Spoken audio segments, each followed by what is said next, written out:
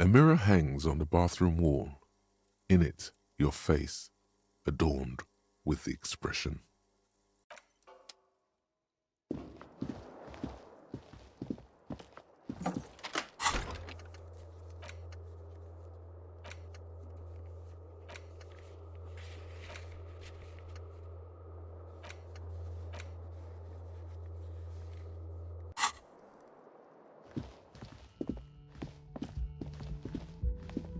The door is closed. Still no answer.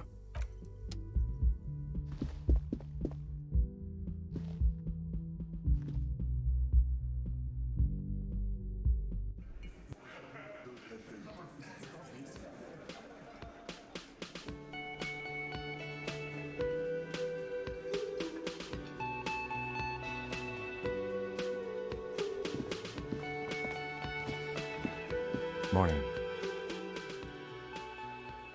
Looks like we can get to work at once. The union muscle turned up. They look rowdy. We should talk to them. Everything points to the dock workers' union. The tracks in the mud, the circumstances in Martinez, my preliminary information. Which may, of course, all be wrong. But we still need to talk to them, and it won't be easy. I mean ungovernable. Martinez isn't exactly enthusiastic about the RCM being here. They prefer to be policed by the union. These men here. Men who drink beer for breakfast? There's talk of an armed wing of the union called the Hardy Boys, who are responsible for state policing. I think it's them. I completely forgot. Sorry, I had a rough night's sleep. It's them by the looks of it. Loud and nasty, just like the manager said. One loose thread less to worry about, and one big problem to replace it. That would just escalate tensions. No captain would sign off on it. Solving one murder isn't worth a conflict between the RCM and the Debarders Union.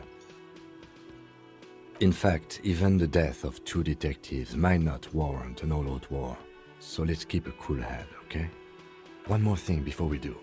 We don't have to talk to them immediately. We can walk right past them, continue with our business. Yeah, streetwise. Zoom right past. Do it on your own terms. But aren't you curious to know what they have to say about the murder? They're in no hurry to leave. They think they own the place. Anyway, I leave that choice to you.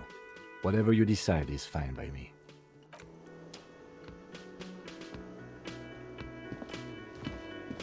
Just a moment.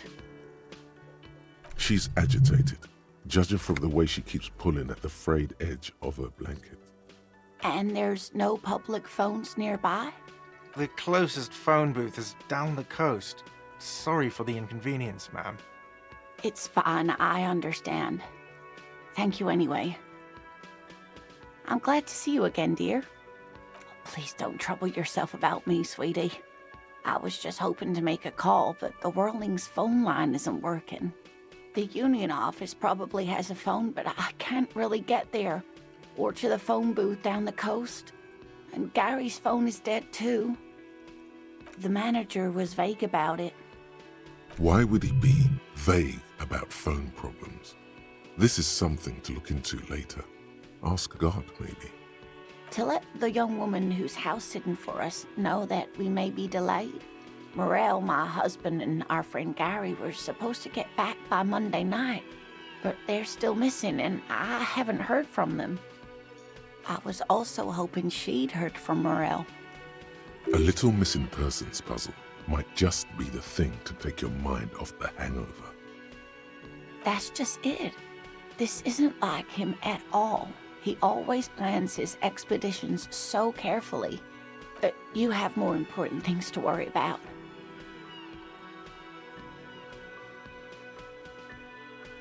Just some field work, sweetie.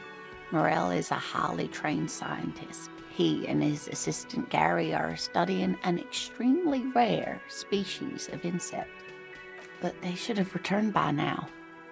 They were just going down the coast across the water lock to set a few traps. He said they'd be back on Monday. What could be keeping them? Oh, sweetie, it's nothing like that.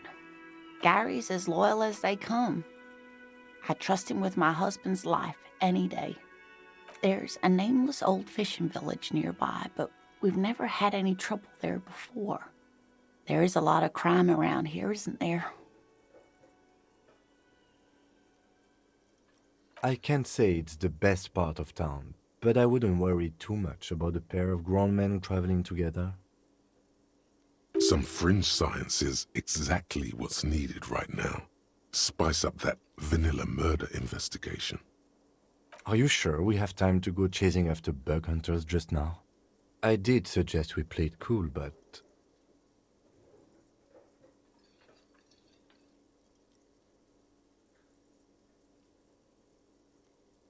A sigh. He takes off his... Well, the man's already been dead more than a week. I suppose a small diversion won't hurt too much. Oh, thank you, officers. Truly, I'll be right here if you come across any sign of Morel. Oh, yes. A zoologist. A cryptozoologist, to be more... It's a pseudoscience that attempts to legitimize research into mythological beasts and urban legends. That's one opinion, yes. And people are entitled to their opinions. She's used to playing off such insults casually, but they still affect her. My apologies, ma'am. I did not mean to undermine your hobby. It's not a hobby, dear. It's a subfield of zoology, one specializing in animal species that are so exceedingly rare that many assume them to be extinct or even fictitious. Searching for such species called cryptids is difficult and often thankless, and frankly, many scientists are too lazy to do it. Universities these days are rarely interested in supporting real research. The quality of research at Revacholian universities has been on the decline, but you doubt there was ever a time when cryptozoology was embraced by the academic elite. You're an enthusiastic idiot, but you're still an idiot. We don't have time for Cryptozoology 101. Let's get back to work, shall we? Oh dear, I'm not sure where to begin. Well, his expression is slightly grumpy, but his eyes are always bright and curious, like a small boy's. And his palms are quite coarse from all the field work, but he's quite gentle. You can't go around Revachol feeling grown men's hands. If you want to find her husband, you'll need more concrete information. Oh, well, he's a bit shorter than you, but with a larger frame, and he has longish white hair, usually a bit uncombed. You might say wild, even. The lieutenant pulls out his notebook and begins jotting down the woman. One other thing, he'll likely have all kinds of field gear on him, even if he's not out in the reeds, you know, just in case. We'll be celebrating our 16th anniversary this autumn. Not the most numerically satisfying anniversary, but I like the less obvious milestones even more somehow. By a dating agency, I'm ashamed to say. I was looking to get back into the scene after recovering from my accident, and he'd just divorced. We hit it off, and, well, here we are. She's skipping over some important parts. Perhaps you'll find out more later. I hope I've been useful. Oh, sweetie, it's fascinating, but I shouldn't bore you with entomological minutiae. The lieutenant gives you a sideways glance. Of course, dear.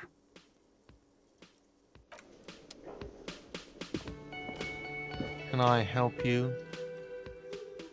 Got the 20 real? Good. You got the room for the night, but remember, you'll need another 20 real tomorrow.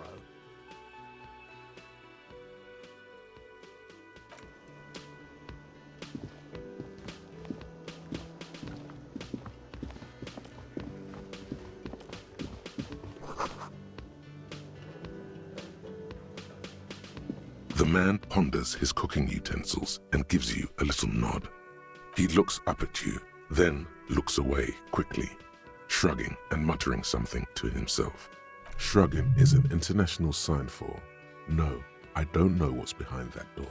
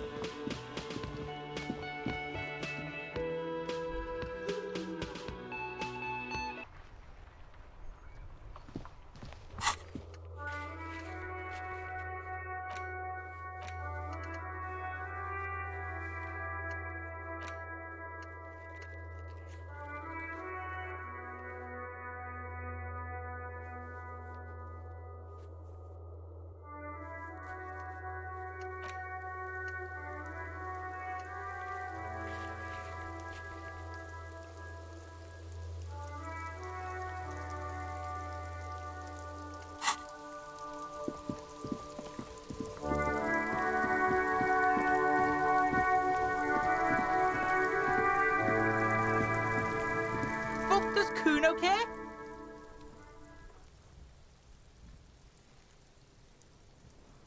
Kuno doesn't... There he still is, looking right through you with his white eyes. The body below is entirely dedicated to that corpse smell. Emitting it is all it does now. The smell is repulsive. It pushes in from your mouth, more instant and more familiar than anything you'd expected, more fever than odor. It fills your mind, flushing you from within.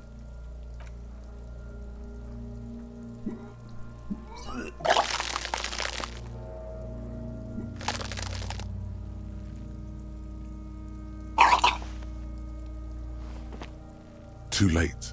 It's impossible to keep in.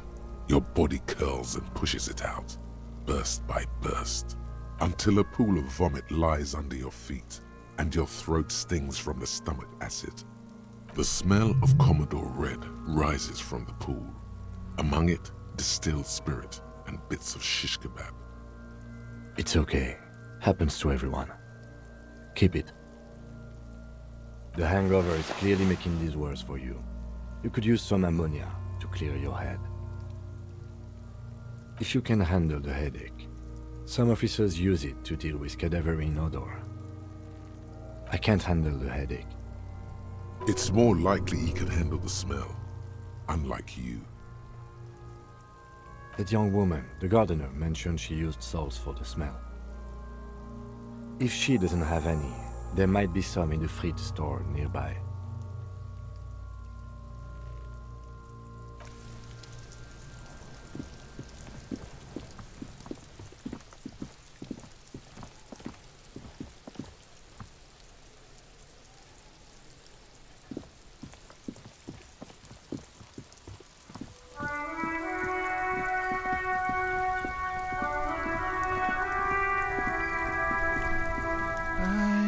Gander and a hunter and a gatherer, feel like a traveler. A simple little cadence. He seems to be making it up as he goes. From another planet. Hey there. It's the jam, my man. The air from the east is thick with the smell of crude oils, heavy metals and other byproducts of the modern era. You could almost taste it. It's a traffic jam for the ages. Harbor gates up the street are shut tight, no explanation given. Workers on strike, scabs agitating, an all-around clusterfuck. Meanwhile, we're all stuck here in long-haul limbo for days upon days upon days. Yeah, exactly. It's official. He too agrees. This is the antechamber of the afterlife. Feels like forever. Like I was born on this here roundabout and this was all I ever knew. Just me and the metal and the tires, the oil and the fumes of mazout. Mazout is an antiquated term for heavy fuel oils. This man has a barely suppressed performative streak, or he just likes unusual words, or both. Yeah, imagine. It's been a whole week already. So tell me, what do you need? He ain't one of us drivers.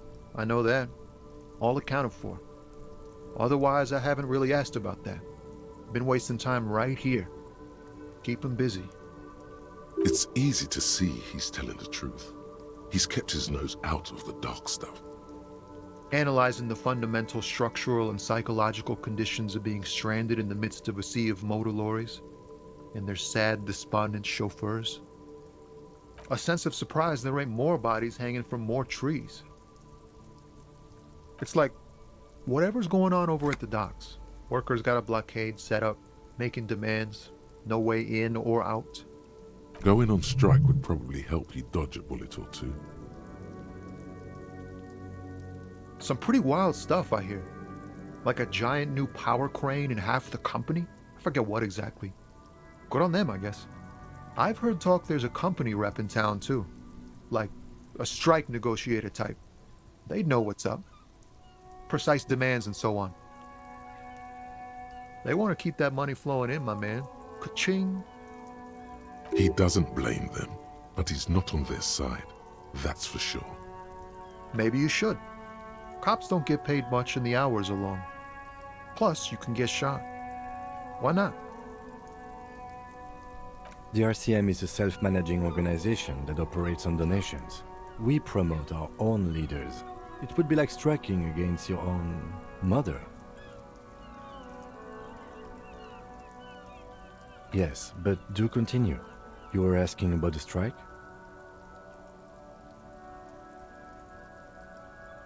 Anything else? Yeah, this ain't really my area of expertise. I just do my job and get paid. I have things to do and places to be. All of us do. Us lorry drivers. Camionneurs. If you still hang around here waiting for this mess to end, most have scurried off somewhere to get drunk or high. Or laid. Not that I blame them, really. Not my thing. Chasing transient pleasures is a drag these days. I prefer the examined life now. Thinking, reflecting, observing. He tries his best to look nonchalant, but there's a rigidity in him, as if trying to conceal something warm and deep beneath a cool exterior. Huh? Oh. No, I ain't got any money. They don't want to pay for unfinished work. The bosses, man. Makes sense. It sucks is what it does. Oh, high-grade narcotics, illegal firearms. Relax. He's merely joking. Ha! No, I'm joking, my man. Found runs a nice, clean business. This haul of cargo is mostly sporting goods. You know, tracksuits and that kind of thing. They usually get shipped to Grad in the Occident, though we've been making headway in the Il-Moran market lately. Not unless they've illegalized sports equipment while I was on the road. This rockin' beauty. Sure is, like a rash you can't get rid of. You interested in heavy-duty cargo machinery? A motor lorry, also called a camion, on Caillou and neighboring islands. This one looks roughed up enough to be some sort of found rust bucket. Maybe the A6? Good eye, my man. Yup, she's an old one, but reliable. Me and her spent a long time together.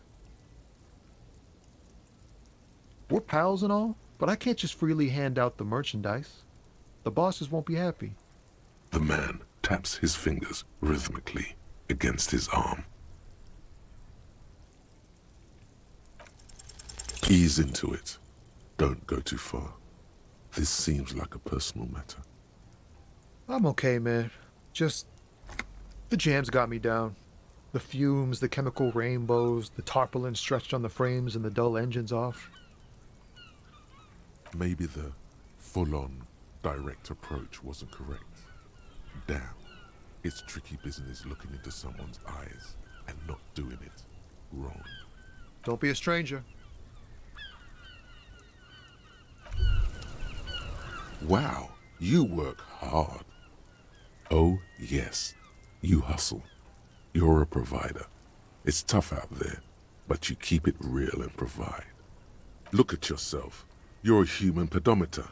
You must have walked 200,000 steps down cracked asphalt, mosaic, sand, and linoleum after. That is the sign of a hustler who never gives up. The world is harsh and people are evil. You didn't make it that way, and you won't let it break you. You ride. That's just what it's like, life and death. But you got gills on your side, baby. Got those black papers with the faces of the innocents on them. You bring in the Franco-Negros and the Solas. It ain't easy, but you do it, day in and day out. You didn't make the rules, but you won't lose. You're a cop, and a sprinter, and a money printer. Sure. And has it been easy? Is life easy? Have you not gone into cardiac arrest? Are you not about to have an anxiety attack or shoot yourself in the mouth? But you still hustle 24/7, ride or die. Now, ask yourself, are you rich? That's right. You work harder than anyone. You almost rode yourself to the grave and you're still practically a hobo. Why is that? Because of the taxes. G-Man's got his jam-covered sticky fingers in your pocket, stealing from you every time you buy, sell, walk, talk, fart, so much as sneeze. Aren't taxes almost non-existent in the Gotham estate that is Revachol? You and I both, but they got those indirect modes of taxation. Sales tax, excise duty, extraction tax. This tax that doesn't even have a name. Plus, there's the stuff people in other countries pay for that makes them ask for more money from you here. The Gotham estate's a myth. In total, the coalition government is taking 98% of all your money.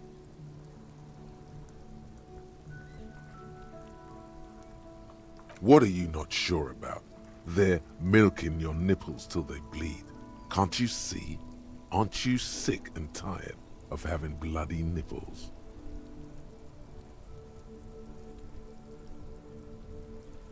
It's all about the tax issue, hustler.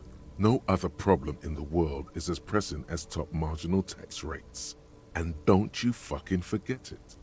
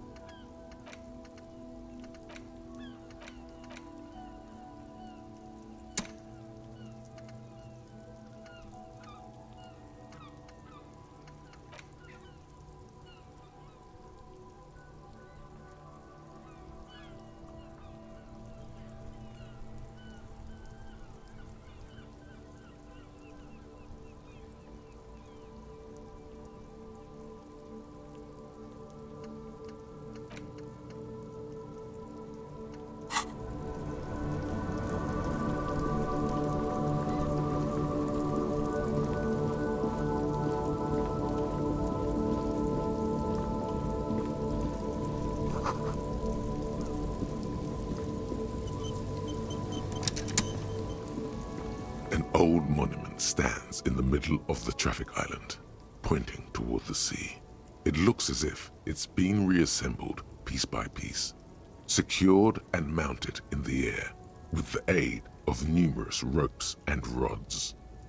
A silver plaque on the statue's pedestal reads, "I am Philip III, the Squanderer, the greatest of the Philippian kings of Revachol, son of Philip II, the opulent, father of Philip IV, the insane. As you look up, you notice something about the statue. There are some odd indentations on the king's chestpiece. Something with great kinetic energy seems to have impacted the cuirass, around where the heart is. A bullet? Someone shot him in the heart. Interesting. Okay, I can't see it, but I take your word for it. Well, Martinez is riddled with bullet holes. This place saw a lot of action during the revolution. But the statue is recently renovated, so maybe a joke? Target practice or a political statement? Why not? What this shows us is guns aren't too uncommon here, and people still shoot them, sometimes at kings. The king stands high above you, surveying the bay, mute and indifferent to your sightings. Even by the standards of the Philippian kings, old sumptuous Philip was known for his profligacy. Well, he blew through the whole national treasury, starting the decline of one of the penultimate century's greatest superpowers, the suzerain of Revachol. His own maladministration foreshadowed the fall of the monarchy. During the anti-centennial revolution, an end to his family line and the monarchy on the Insulindian Isola. Stories have it that he had his bedroom converted into a treasure chamber, where he stored unfathomable wealth. Krugerrands, bars of gold, ornate weaponry, armor, and various chalices. He called it the Sol Auron. It was obscene. There were whispers he slept on a huge pile of gold-dipped feathers, like some obese dragon, instead of a bed, like a normal person. But wait, you haven't even heard about his fabled cocaine addiction. You see, old Philippe wasn't just good at squandering the national treasury on gold and ceremonial weaponry, he was also a prodigious snorter of nose candy. That's what the revolutionaries said 150 years later, right before they emptied out the royal mausoleum and dumped His Majesty's mortal remains in the Insulindian Bay. Cocaine. His Majesty's courtiers said it helped him connect with the higher realms. Beneath the cold waters of the Insulindian Bay, thrown there by the revolutionaries after they cleaned out the royal mausoleum. The original was blown apart by communards, then further damaged during the landing of the coalition's airships during the turn-of-the-century revolution, when Martinez was leveled. Most historians think the coalition's hasty landing may have ultimately saved the statue. If the communards had more time, they would have reduced it up to even finer pieces. Some years ago, a group of liberal, artistically inclined individuals, designers mostly, thought it would be ironic to restore the statue of the most wasteful ruler of Revachol in the poorest part of the city. The statue is supposed to capture the moment it was blown apart, like an instant frozen in time, a rare butterfly trapped in amber, floating on a sea of shit. People in Martinez tend to disagree, as do many prominent art critics and thought leaders with more nuanced social awareness than the young ironists. Philip III, the squanderer, however, with his bronze face up in the air, doesn't seem concerned about what the hoi polloi think of him in death. Not that he ever did in life either.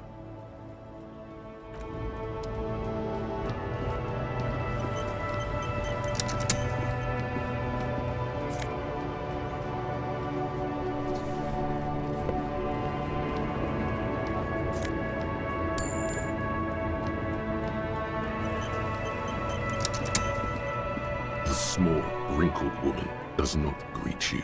She nods along to something on her radio.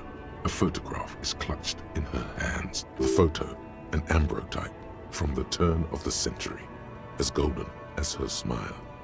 No response wherever this woman is. your words fail to reach her. Wait. She's just a distracted old woman.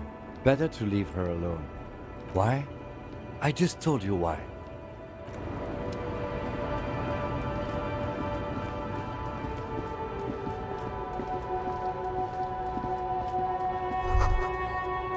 A Stars Ryko, one of the finest Zhimsk-made motor carriages ever. An oldie, but a goldie.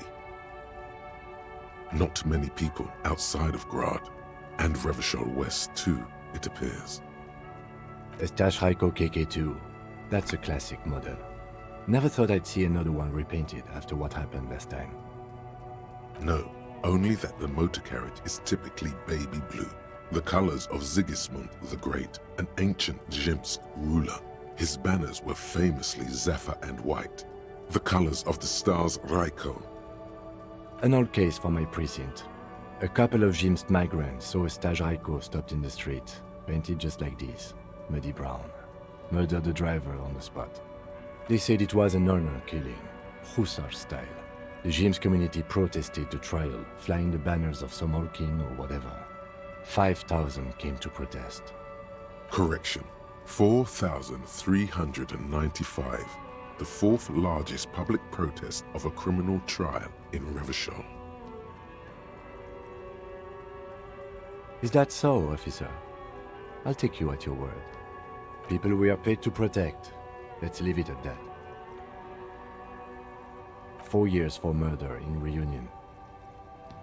The perps were remorseful. Their sorry knocked 8 years off the sentence. That's the system.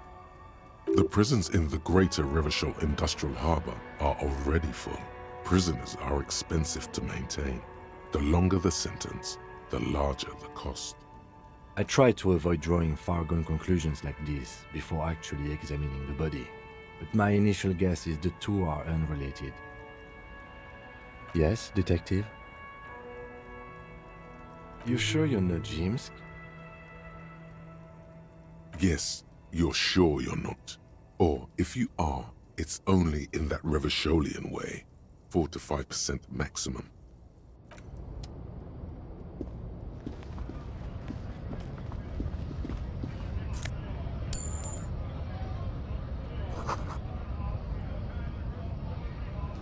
A lorry stuck in the traffic jam. This big, heavy Grad-made machine is well kept for such an old machine.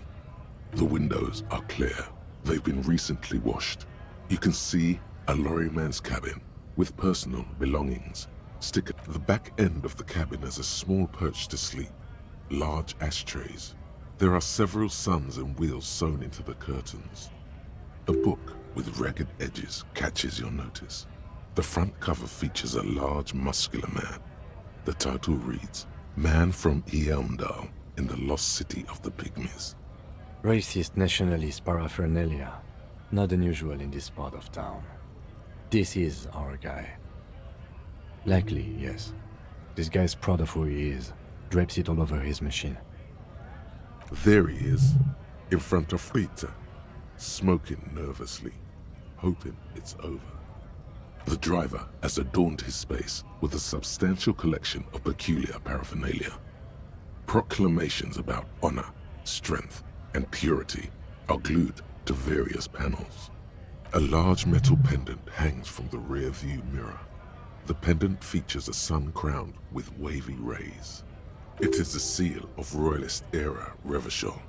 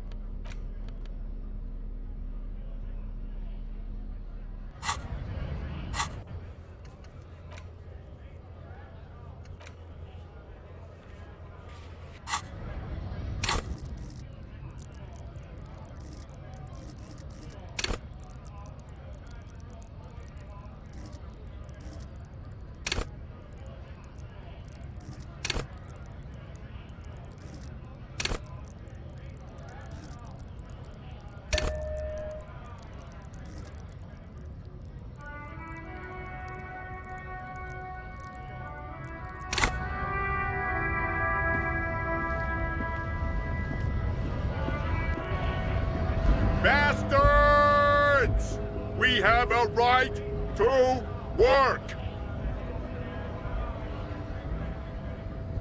Hold up and stay frosty, everyone.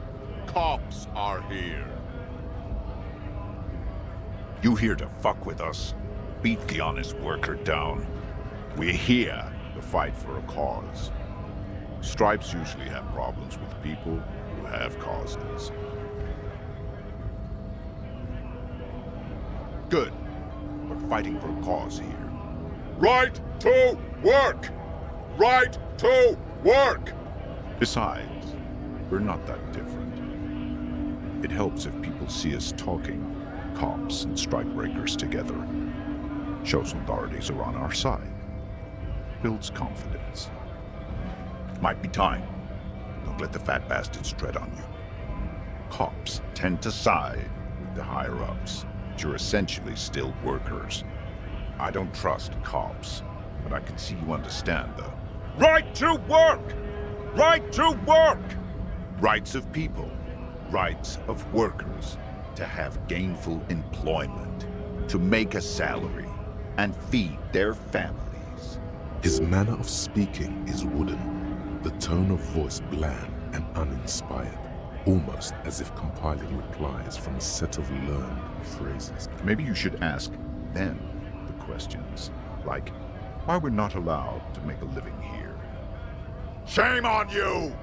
We have families to feed, you piece of shit. So do we, Scott.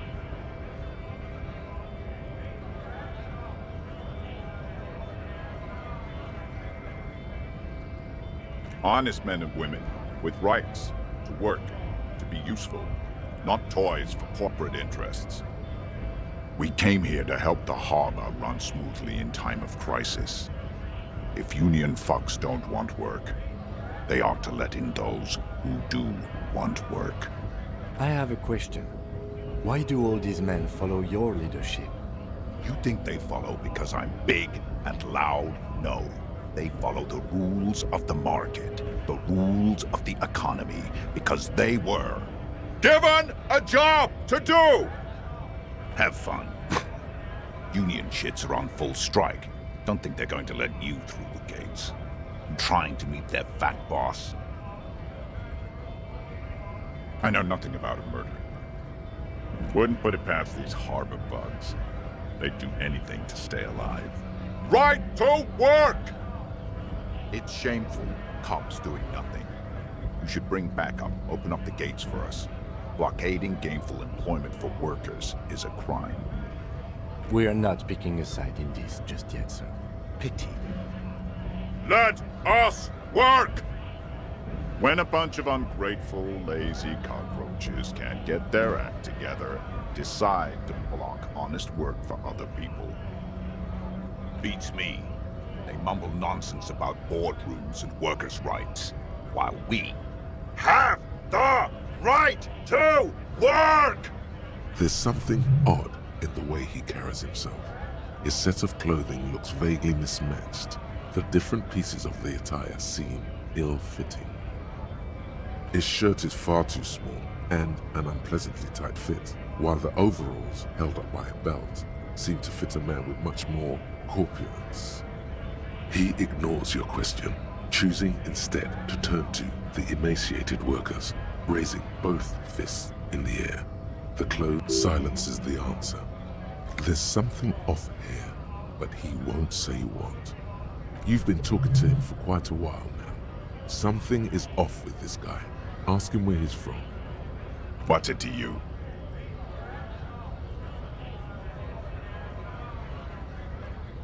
Big mess, caused by union greed. But I only fight for the rights of people.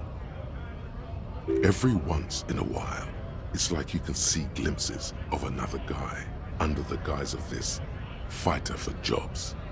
He seems a more brutal, cunning, and suspicious person.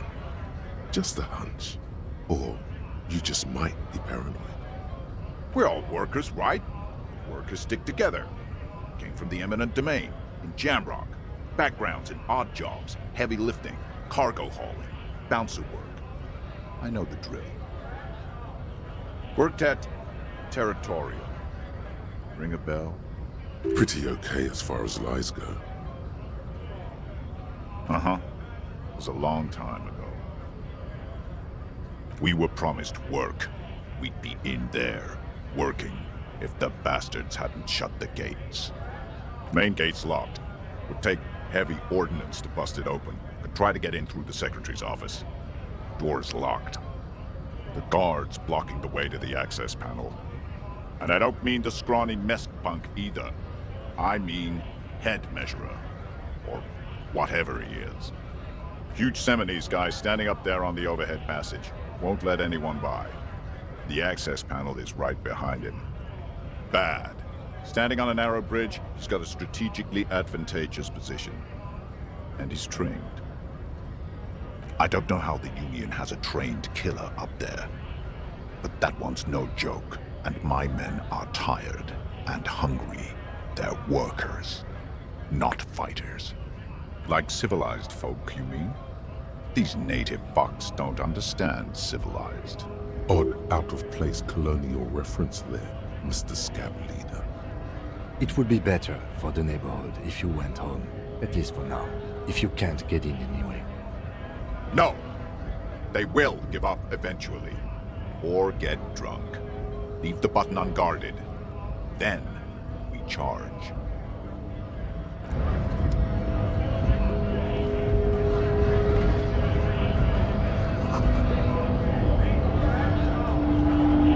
Yes?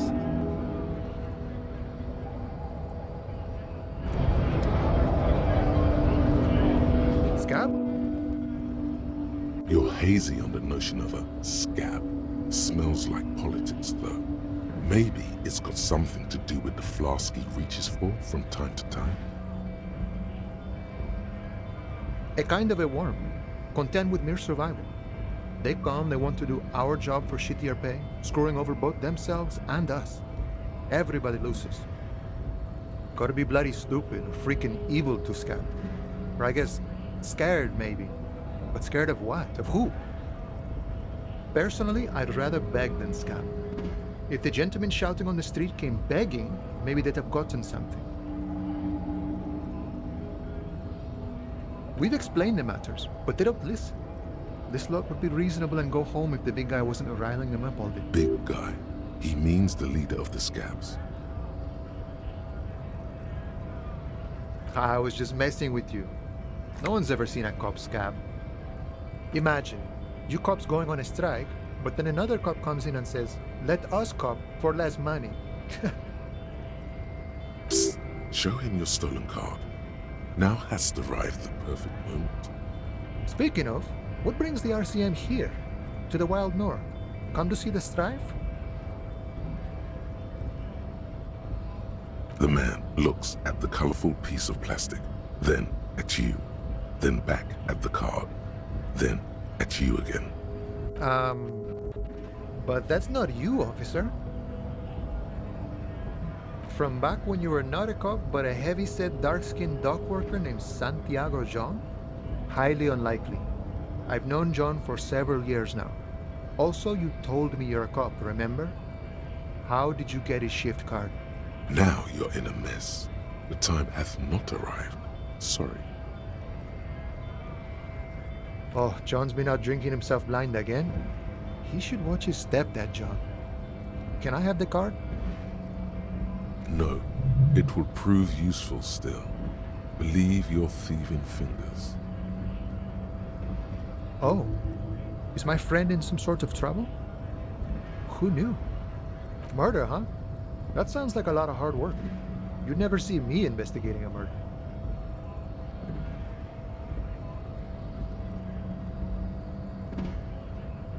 Of course, Policia. It wasn't me. You can rule me out. Easier that way. He didn't do it. It's the truth. My friend, I respect the right to roam. The open range awaits. I don't operate in that capacity. I'm not a granter of passage. The passage grants itself. If it's so simple, why did the scab leader warn you of the guards blocking the way? I walk right past Measurehead and go in. Yeah, the 2.5-meter tall Semini supremacist there. Walk right past him, then press the button to unlock the door, then go past him again, and you enter the arbor through the office. Está. Don't worry, I'm sure it's not completely impossible. For example, you could best measure head in a physical confrontation, or you could convert to a Semini supremacist worldview. Or, maybe it actually is completely impossible. Not yet, no. He's incredibly strong. Jean-Luc himself would say the philosophy has proven overly heroic for the scabs to convert to. Sure. Sure thing, my friend. I can help you out. The coin lands into your hand as if it has always belonged there. The swallow returns. Always glad to help out the RCM. Shame I can't do more. Things are meager at the moment due to... You know, the winter's fat is slowly running out and all. Still better than scabbing, though. Nothing to worry about, really. The jam's a bit of a mess, cargo can't get in or out. The rationing is a bit stricter is all. Supplies should last the strike, though. I'm always glad to help out when possible. Not like these slithering scabs. You know, serious business. I'm sure the big boss will be glad to tell you. He's a chatty guy. Wants to talk about the strike too. Just can't break the command structure and tell you now.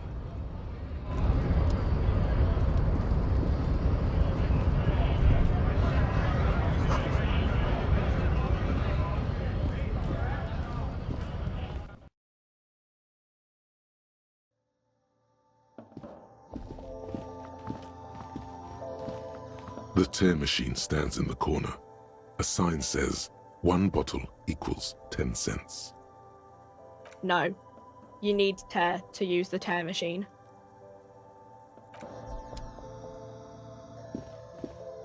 You see several packaged raincoats fill a low shelf beneath a display of croissants and juice bottles. The raincoats are transparent, except for the big Fritta slogan on the back.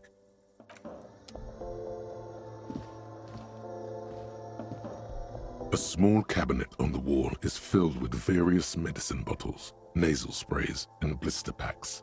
They all bear the Saint Baptiste Pharmaceutics logo. Yeah, there's like an ampule somewhere. Okay, don't, like, overdo it or something. Is this about the questions again? Because I don't really know anything. A colourful display of cigarettes and alcohol bottles line the shop wall, inviting you closer. Again, I'm obliged to inform you that both alcohol and cigarettes damage your health.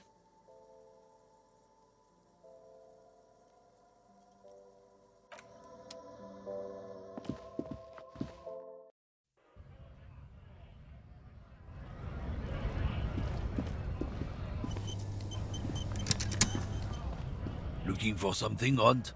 Come to tell me to fuck off again?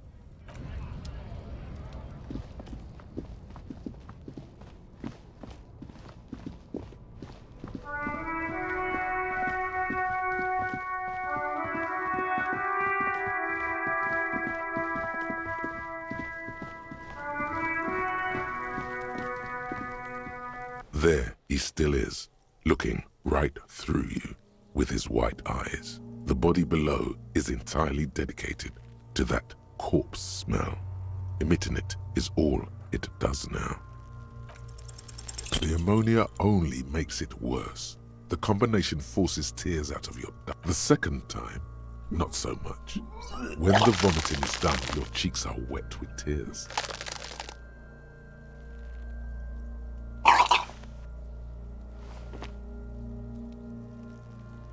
Are you okay, officer? You're facing tough odds here. It's aggravated further by alcohol withdrawal. I've seen captains puke their guts out. It never gets easier. You never get used to the smell. Every Monday is cadaver day. Throw up, investigate. Throw up, initial autopsy, throw up, bag it. Then drive to the station. Maybe throw up on the way there if you didn't bag the thing tight enough. I think I've lost my sense of smell. A white lie. Not being hungover helps too.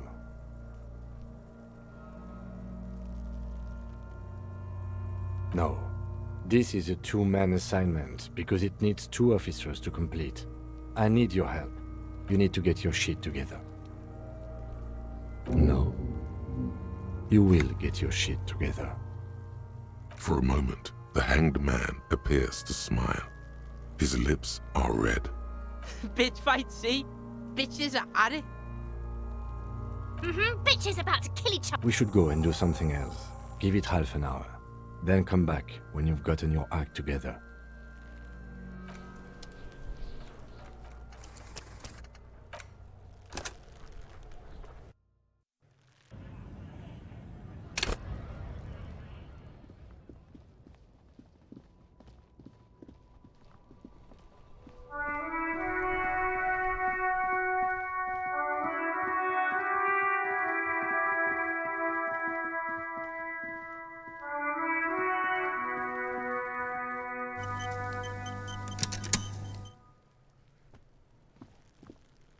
There he still is, looking right through you. With his pneumonia only makes it worse.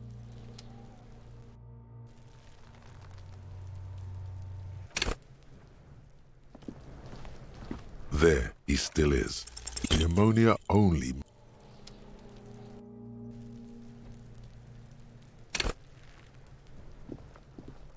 There he still is. Pneumonia only.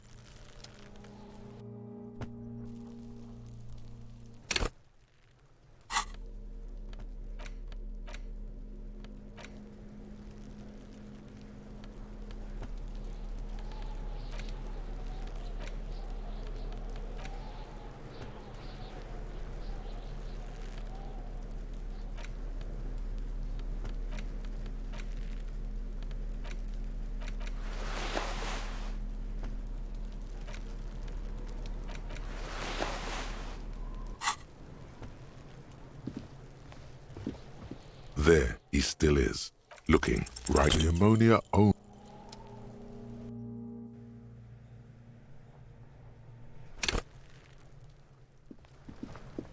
There he still is. Pneumonia only.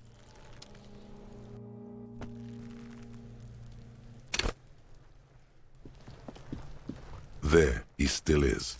Pneumonia only.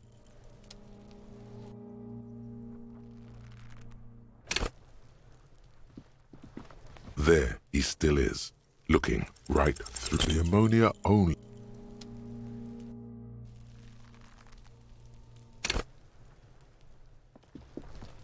There he still is, looking right through. Pneumonia only.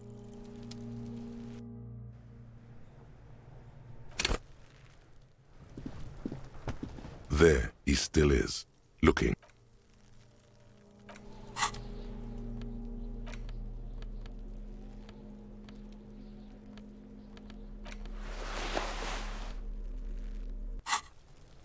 There he still is, looking right. You crack open the ammonia ampoule and breathe in. The odor of death is still stronger. It's a spell of the mind telling you to run, and your stomach to wring itself empty. With your eyes squinting, you stand in it. They do after 7 days, yes. We are deep in decomposition here. The man before you is naked, but for a pair of underpants and enamel boots. His skin is greenish, marbled with decaying veins and blotched by lividity. A fading web of tattoos covers his chest and shoulders. The cargo belt used to fasten him to the branch above appears industrial in strength. The material appears to be ceramic. Its clean white stands in stark contrast to the decaying flesh above the knee. The man wore thick polymer socks, probably for padding. A fine array of interlocking plates covers them. Delicate and fragile, they feel alien to the world around you, out of place somehow. These are clearly not boots. They're armor, possibly part of a larger set. Indeed. Technically speaking, these are sabatons, not boots. Oh, the lieutenant uses a memo technique, A6. That's not just any notebook. It's a classic. It's all you, baby. Ceramic plate. Zirconium dioxide, most likely. This is where the make would be. Under the hill. Fair weather. Fair weather model T500 VE. I'm guessing that's vitreous enamel. This is advanced stuff. Piece by piece. He's been out here for 7 days. It would be odd if they didn't. We should keep a lookout for these species. The armor could yield information. This is one thing he might actually know. No, I think he had something precious underneath the clothes. They had to remove the jeans and shirt we found to get to it. And this kind of armor is often worn under fabrics. Nice. That makes sense. They usually hang them completely naked for that. La puta madre, the Mazda, the Besmerties and the like. This one still has his underpants. Fucking talking about underpants. Clearly, Kuno would like to interject something here, but there's not enough for him to hold on to. It is. It's expensive. We've requested similar material for our tactical units for years now. The constabularies deemed it too costly. In that time, we've lost 6 men to semi-automatics. For a full set, about 4 years of wages.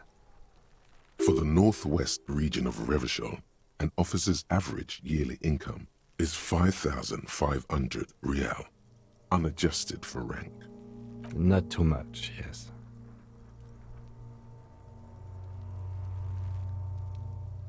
I have no idea what that means.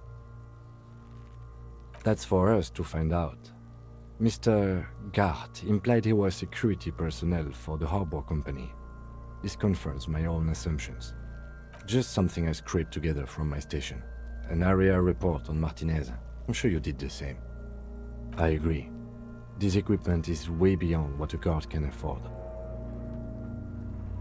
A small bell-like sound fills the air, like tapping on the side of a porcelain cup.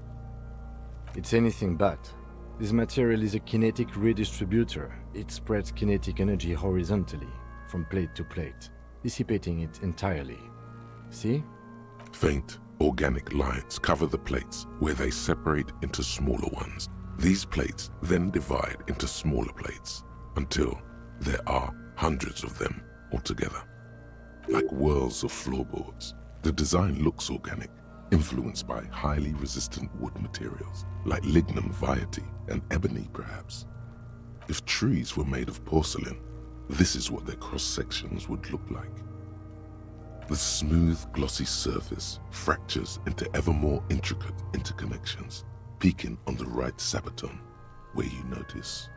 The whirls are in the shape of a letter and number combination, E50, 100, 1000. Good. Can you read it to me? X5415 6745 678222. Let's lie. We have a make and a number. That's something. We can use the radio in my kinema when we're done. Either station can chase it for us. The stench fills your nostrils. As you push downward, an ominous creaking sound comes. Stop! Pig's gonna pull his head off. Brutal! What's wrong with you, asshole? Why is he letting go, Kuno? I don't know, baby. I don't know why he's such a pig. Officer, if I may ask, what were you trying to achieve by pulling on the deceased foot? The cadaver slowly twists on the cargo belt, his torso covered in tattoos, and extremities blotched pink and blue. The hangman's knot is pulled tight by the weight of the corpse below. Yellow, hard-edged polyester cuts into his neck. Above, a sliding buckle ties the belt to the branch. This is a steel-reinforced cargo lashing belt, big brother of the regular cargo belt. It's used for tying cargo under 6-rotor airships. Airlifting? I thought it was used on lorries for strapping cargo to them. The local harbor uses 6 rotors to shuffle containers around. I get the sense they use whatever was on hand without paying much attention to not incriminating themselves. I'm still approaching this as a lynching, yes, motivated by the ongoing strike. You? Yes, it often is. This bell worries me. I was afraid it would be. Thin steel wiring, parallel strands. This makes getting him down more problematic than I had assumed. A noose is one of those things that's easier to use one way around. That ladder can't carry a grown man. I didn't see any splintering either, did you? I think they lassoed the branch, then pulled on the belt to close the buckle. Could be. The shape of the branch supports the theory. The cadaver hangs from the cargo belt, limbs limp and torso covered in tattoos. An intricate web of blue lines stretches across the torso, from the right shoulder to the solar plexus. Each time they intersect, a small white star is formed in their crossing. Hundreds of fading asterisks riddle his skin. A map of the stars. I do see some similarity to astronomical charts. Great Century Messinian, maybe. But this seems more particular. Customized somehow. As if someone left out most of the night sky, filtering it through personal choice. The principle of this filter remains unknown to you. The thought dissipates, and you feel as though you were only half right. So am I. He wears a wide leather belt around his waist and a gun holster under his arm. He takes a thin piece of milled aluminium from his coat pocket and pulls it open. Sounds like a sword being unsheathed. A small lens appears. Some sort of camera. A Trigger Sunshine. Mini. Triggered is the world's leading manufacturer of intercommunication devices, primarily projectors. The camera before you looks familiar somehow. Shit, Kuno! What the fuck is that? An instant color camera. I have only 2 ampoules, so nobody move. I don't want to waste one. A sound, a shrill flash, followed by the breaking of a small ampoule of glass. You see streams of color pour onto the thick, glossy piece of paper, rolling out. In case we need it. Yes, it is pretty cool, isn't it? There is only one ampoule left. Use it wisely. It contains insight to the victim's person. By his build, I'd say this was a man of physical violence. The story he wanted his body to tell was important to him. It is his letter, to us. Someone should decipher it. We'll need to show it around. Here, a souvenir. Don't lose it. The glassy-eyed corpse looks by, his mouth mute and his skin as colorful as the chemical rainbow on the photo paper, teeming with opportunistic organisms. His eyes are milky white and blind to the world, protruding comically from their sockets. There is no one home, just subaquatic terrors. The dark brown hair grows on his head. His face is ready to explode from the organic processes inside. The death's head grin has passed. What remains is an unrecognizable mess. I'm gone. Into the wild pale yonder. In the past, way out in the west. I'm a joke. Look at me. A killer. A motherfucker. And a killer. Go ahead, Cobbo. What do you mean? It's the power of your Imagination. Go ahead. Ask me more questions. You fucking love questions. Because you're a copperoonie. Look at all of them go. Do you want more questions? Here you go, you loony. Fuck no. You're no Rooney. Between you and me, your name is probably Harry. You might be onto something there. Because you have. Do I remind you of someone? A child born with Muller's disease, harlequinism, grown up miraculously. You sure I got out of that one, Coppolini? Come back later, Coppo. Amuse yourself with my frank manners and my memento mori features. If possible, also, see me in your dreams.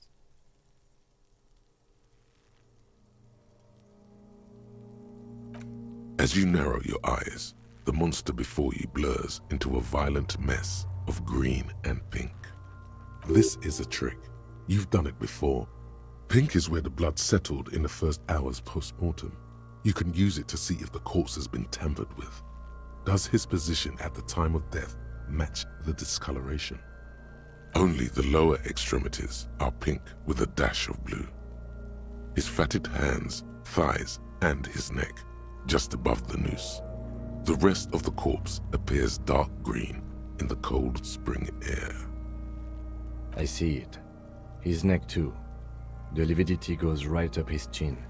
We have good, well-pronounced discoloration here. The monster comes back into focus, an explosion of color, coursing with dark marbled veins. His stomach appears pregnant with something. Black liquid streams down his thigh and onto his boot. So, what do you think?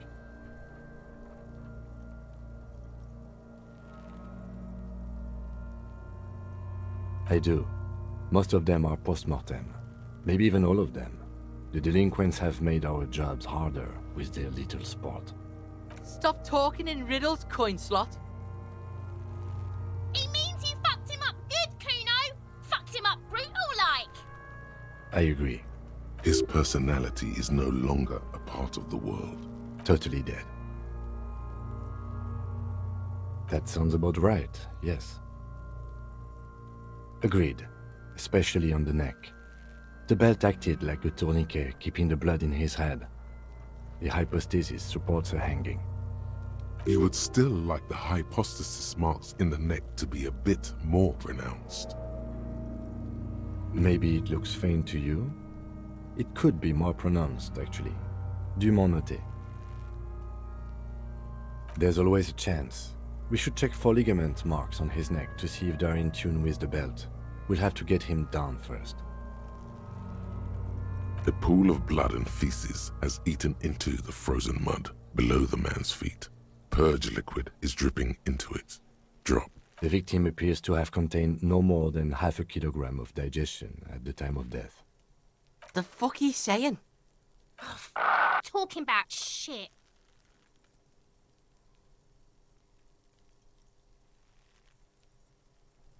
Did we?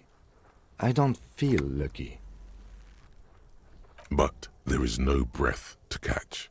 Only the cadaver filling the air and your nostrils. He slowly rotates before you, decomposing. Of course. You have questions, don't you? The power of your imagination is at your service. Come back later, Corpo. Amuse yourself with my frank manners and my memento mori features. If possible, also, see me in your dreams. Are you sure we finished the preliminary examination of the cadaver? We might miss some of these things once he's done. The cadaver slowly twists on the cargo belt, his torso covered in tattoos, and extremities blotched pink and blue. The steel-reinforced belt presents a unique challenge. I brought chain cutters, but I don't see a good angle of approach to the belt. He doesn't actually think the challenge is unique. He thinks it's frustrating, annoying, and harder than he thought. The cadaver is a good 1.2 meters up. Neither one of us can reach the belt without assistance. And even if we do, there's the question of cutting the airship strength material. Someone else? You mean like the police? Sadly, yes. The whole RCM is out there right now, doing the exact same thing we are. Are we in a rush to help them? Not with this on our hands. I know it's hard, but I assure you, the others won't come to help us. And we have a growing sanitary concern here. We need to get him down, fast. Climb up there and saw the branch? There has to be a less risky way, with less falling down of trees. Yeah! Bang bang time, pig! Shoot his head off! How? Where the buckle ties the rope to the branch. That's a good spot to aim. Where? Ah, yes, I see. If the shot hits that, there might be a chance to release the belt. Yeah, now we're talking. Entertain a Kuno with some shit. They'll miss! The pigs will miss Kuno!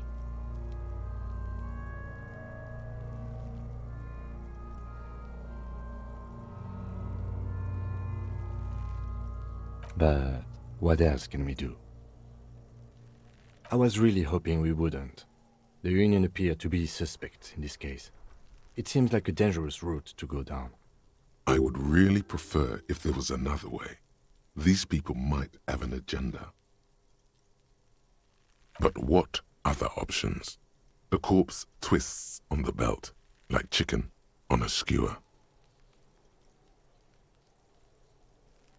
He breathes out heavily. Oh yeah, do this shit! Fuck it up!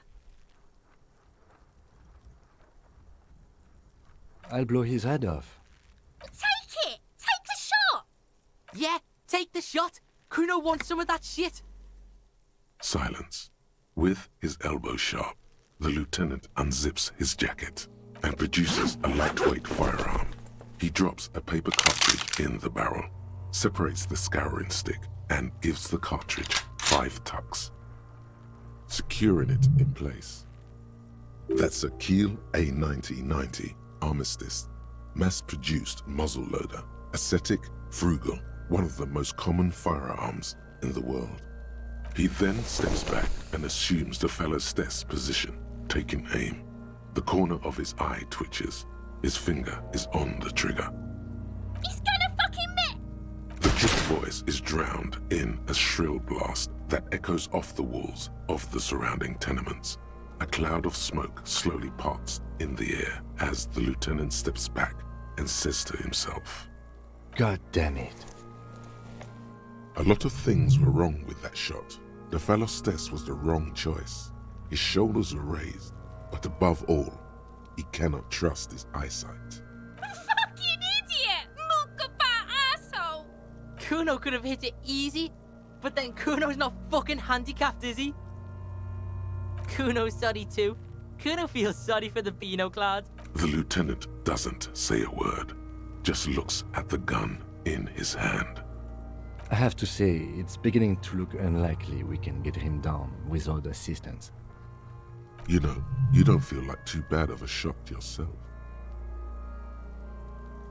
It's bad as it is, us shooting firearms like punks. Go ahead, I'm not stopping you. Just don't lose it.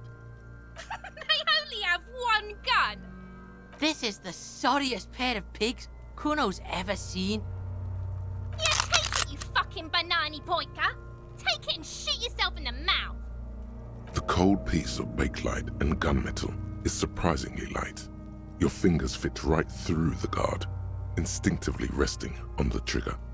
The fuck are you waiting for, Kuno? Tell him to shoot himself in the mouth! The buckle comes into focus in your sights. You stand with your feet planted firmly in the ground and your left hand supporting your gun arm. Why don't you just shoot yourself in your mouth? At least you won't miss. Your field of view narrows. The branch slowly moves, becoming entirely two-dimensional. The metal buckle glimmers, catching the morning light as the slow movement of the branch in the wind and your shoulders directing the gun sync up, dancing hypnotically. Look, he's crying. You gonna cry now, fucking faggoty? Or what? You gonna fuck me? You wanna fuck me, pig? Is that what this is about? Do it! Set me free! Don't. Do it!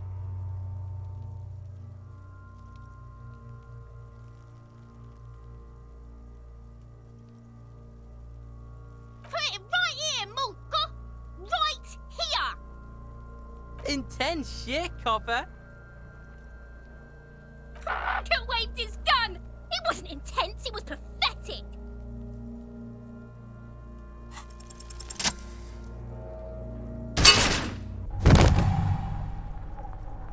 The buckle explodes into tiny pieces, coming loose with a whir. With your hand numb from the recoil, you look at the body slump down. For a moment, the man appears to kneel in front of you, looking straight at you, helpless, trapped within itself. Communism. It takes a millisecond for the association to flash within your cortex. You have no idea where it's coming from, only that it's right.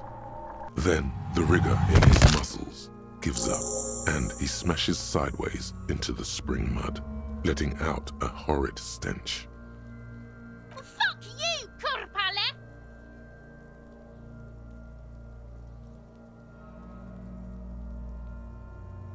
Ace is high. The Ace is High, a custom invented by the aerostatic brigades during the revolution, is used to celebrate success in Revachol, especially in sports. The gesture is spread across the world despite the defeat of the revolutionaries themselves.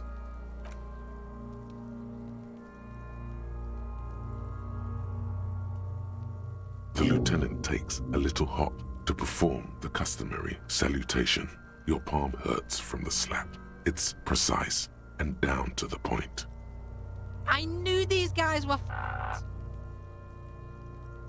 We will perform a field autopsy and determine the cause of death. But before... Excuse me. Slumped on the ground like that has not improved the way the corpse smells. The fall seems to have released something deep inside it. It looks like I feel like taking a break from the stench. I'm sorry to interrupt the jubilations here. Just a little breather before we do the autopsy. Yes, the 4 phases of a murder scene. 1. Investigation of the scene. I'm satisfied with that part. The trash container, the prints, we've been thorough enough. 2. Initial examination of the victim. We were exhaustive in our efforts there. Good job. 3. Field autopsy. This will not be pleasant or easy, and it will have to be performed on the scene. The fuck are they on about? Cops are gonna cut his shit up next! 4 and final, transport of the coroner's case to the district morgue. I'll do that. God, it stinks. Good.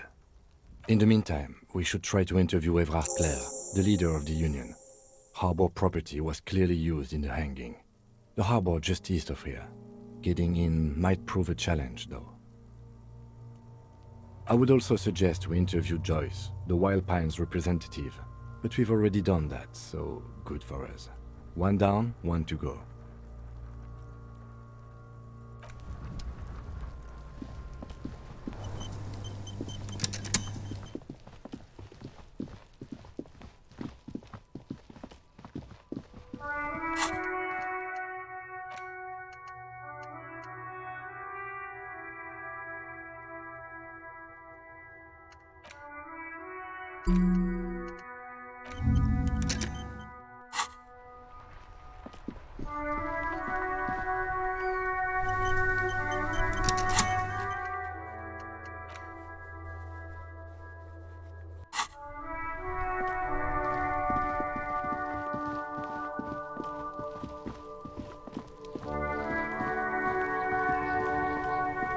So you tried to kill Kuno's girl?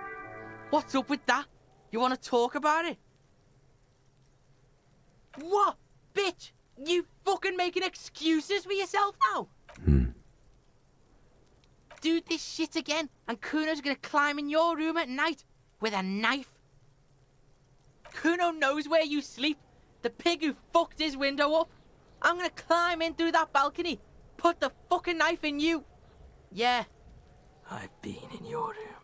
But you and Kuno are good for now. Pals, shoot that shit at Kuno.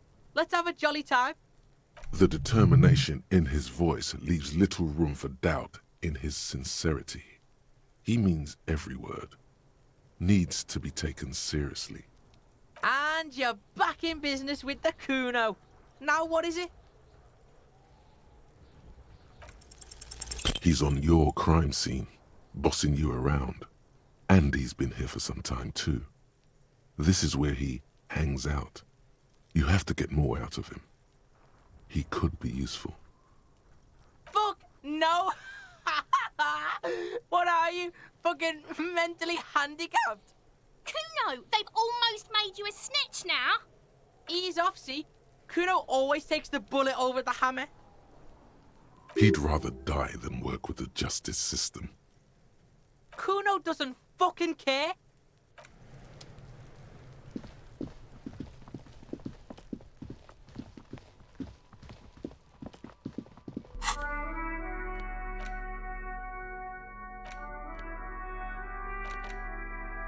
An intricate web of blue lines stretches across the torso. It still kind of looks like a map of the stars in the night sky. But something's not right. Gone. For you to discover. You've gotten as far as you will without assistance. Someone who knows about history could tell you.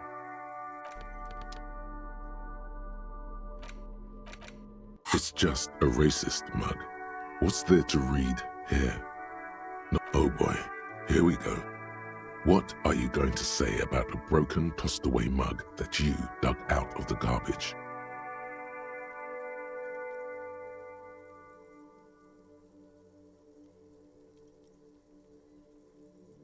But it was in the trash. Why not just call it out when you see it? Or do some volunteering work? Just finish your case, detective.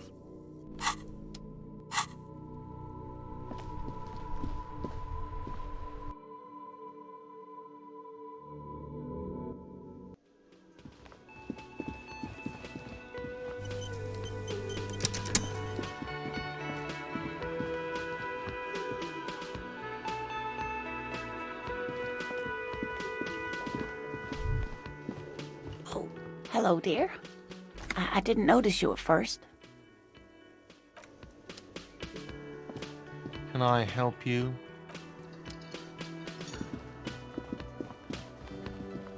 Let me handle this. Detective disorientated. Are you still wondering where you are? This is Martinez, in case you've forgotten. I advise you not to overstay your welcome. Her entire character has shifted. This young woman is cold as ice. That's right. I am not a gardener. I'm a legal counselor for the Dock Workers Union. So let's get to it. You're looking for Titus Hardy? You think he has information that will help you? Maybe that's Titus. Talk to him. But know this. I'll be keeping an eye on you. No strong arming. Nothing official. The District of Martinez does not recognize your authority to make arrests. It doesn't matter if you recognize our authority. We will make an arrest if we have to. She says nothing. Her glare speaks for her. Like I already told you, I'm a legal counselor. Do you have hearing problems? What you want is of no significance, officer. Don't test your authority. In Martinez, you are no one. What are we going to do to you? The union isn't going to do anything to you. It is not a crime syndicate. It is a labor organization. Goddamn right it is. If anything, it is the RCM who do things to people. But we digress. Aggressive? You make your living enforcing violence. These people are just dock workers. Just dock workers? Do dock workers spy on the police? We let you off easy, miss. Don't think it will happen again. Listen, you moral intern lackeys. You're a mob, enforcing the unlawful privatization of Revachol. 20 fat men in the Occident are stealing it all, and you're their bodyguards. Fuck yeah. So ask what you came to ask, or get back to your commanders.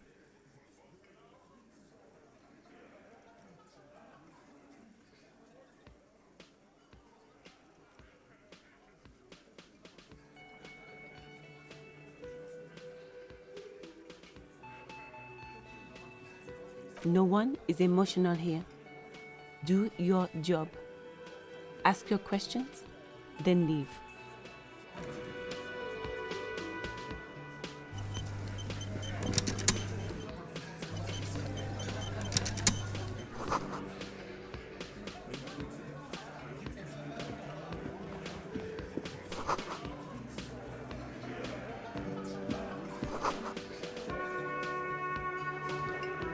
Behind the dockworkers, a ceiling-height window. The hawthorn branches scrape the glass like bony fingers. There's a little slide panel up there to let some air in. No need to open it in spring. It's still... This is where you say your bed.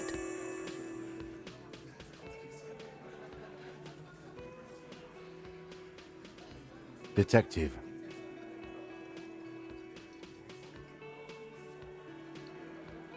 Oh, this is about him.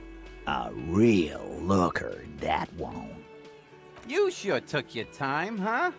Waited for him to get real ripe and pretty for you. Oh, he was a real pretty boy. Hanging up there, letting out that pretty boy smell. I can't for the life of me understand why you did it. I mean, I would have just left him up there. You must really like cleaning up other people's shit. You might want to start asking your questions now. It's not going to get better than this. Do a head count first. Connect these men to the tracks you saw in the yard. Chances are they're going to match. The pretty boy. You guys really love talking about that pretty boy. Funny. But my partner and I have a serious matter to discuss with you. Container belt, like we use in the harbor?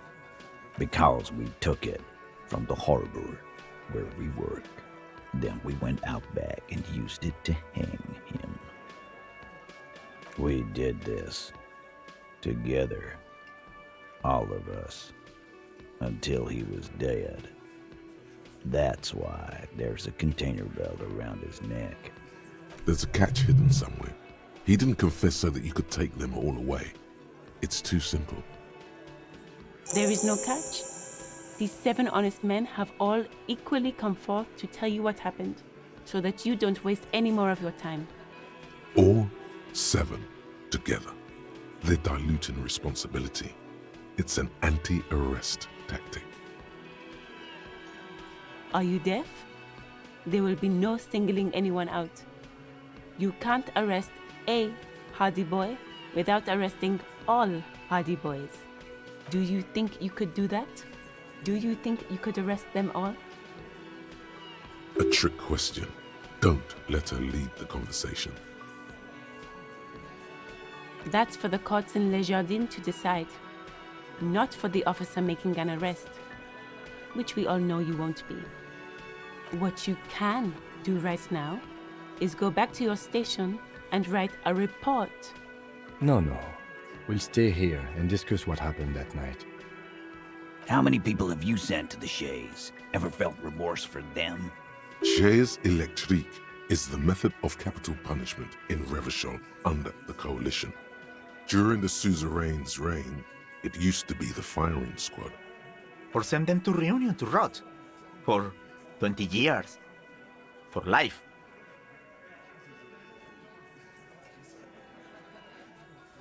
The River Esperance Correctional Facility, a military prison run by the Coalition, dubbed Reunion by the inmates. The origin of the name is unknown. Rest assured, lawman. None worse than our guy. He got what was coming to him. You don't have to keep answering his questions. I know, Lizzie. Relax. We killed him last Sunday night. Seemed like a good way to end the week. Known him? We don't associate with scum like that, asshole. Yeah! Who do you think we are? Quiet. He came around about 3 weeks ago when that Pines cow first sailed into town. Happy? By the Pines cow, you mean Joyce Messier, the representative for White Pines? The same company you are striking against? No. I mean the Pines cow. The stupid-ass cow they sent in to fuck us over. But you know what? Why don't you ask her about the pretty boy? I'm sure she has interesting things to say when you ask her hard enough.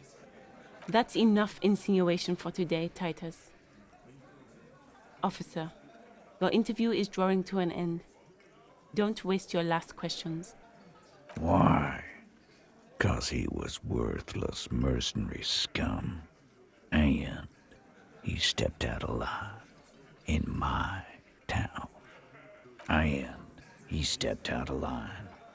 What kind of mercenary? The kind that shows up when you start a strike. The experienced kind, too. Had Cohoy and Semenine written all over him. Ex-Oranese Special Forces. A live grenade. Right here in our bar. I can't prove it, but I know he was sent by the Wild Pines.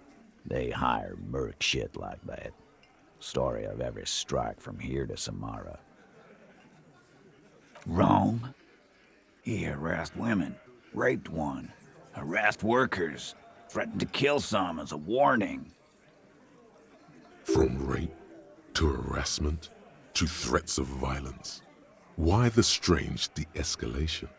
To kill us all, if we don't open the gates, if we don't let the scabs in, if we don't bend over. That was before he started coming here. Yeah, he said it was his favorite joint now. Started coming here every night. Drinking, grabbing girls. Grabbed one of ours mid-karaoke, right there on the stage. He grabbed someone? Yeah. This girl's on the mic. A beautiful girl, young. Gets into the second verse of Lover Lake. The fucker grabs her legs, starts screaming. Show me your cunt! Why don't you show me your cunt? Then, he gets knocked on the head with a wine bottle. Doesn't even fall down. Aren't you fucking listening? My man is talking to you. He took care of it. Yeah, me and Eugene got around. Aren't you fucking listening? There's something odd here. Seems like they don't want to talk about that rape Titus mentioned. Why not? This is a serious allegation. Make them talk about it. No. You're not getting the name. That's a Martinez matter. And I'm not discussing it with you clowns. There's nothing you can do for now. He's stonewalling you. We hanged him up by his neck until he got real still. Wasn't that obvious, copper? Didn't they teach you anything at the cop school, idiot? This is where an autopsy would come in handy. You have to work with what you know.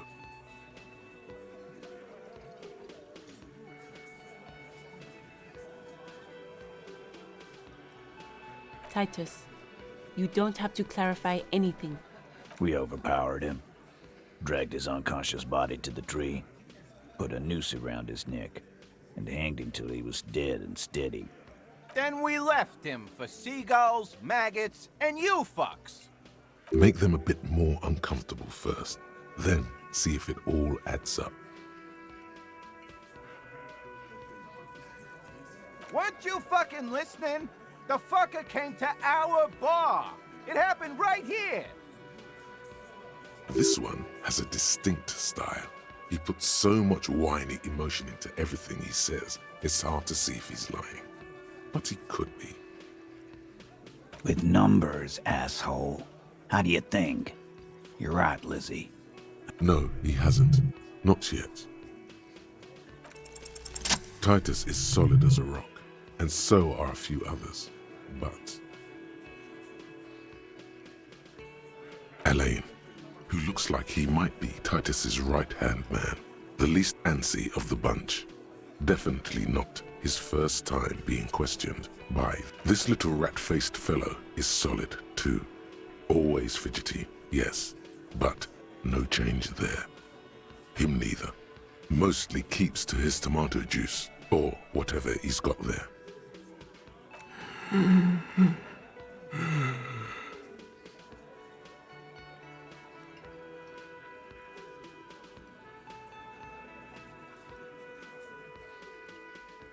No. Of course he's having trouble breathing. Just look at how fucking fat he is. Fuck off, Shanky. Angus is a powerful guy. All muscle. Keep your eye on this powerful guy. Sooner or later, he's going to break like a piece of twig. And fuck you too, copper. Picking on Angus like this. We're done with this schoolyard shit. And just so you know, he doesn't have trouble breathing. This one is a stone wall. You won't get more out of them about the night of the murder. Not yet. Like what, copper? Nothing. Your investigation here is done. Leave Martinez, go back to your stations where you belong. I think we're going to stick around, thanks. Some things don't add up here, Titus. I've done this job for long enough to know that people don't just confess to first-degree murder. Even if it is a group responsibility, we're going to look into this. Good luck with that. You've heard everything a rent-a-cop is gonna hear from us, real law officials. You're lucky you didn't get a beating.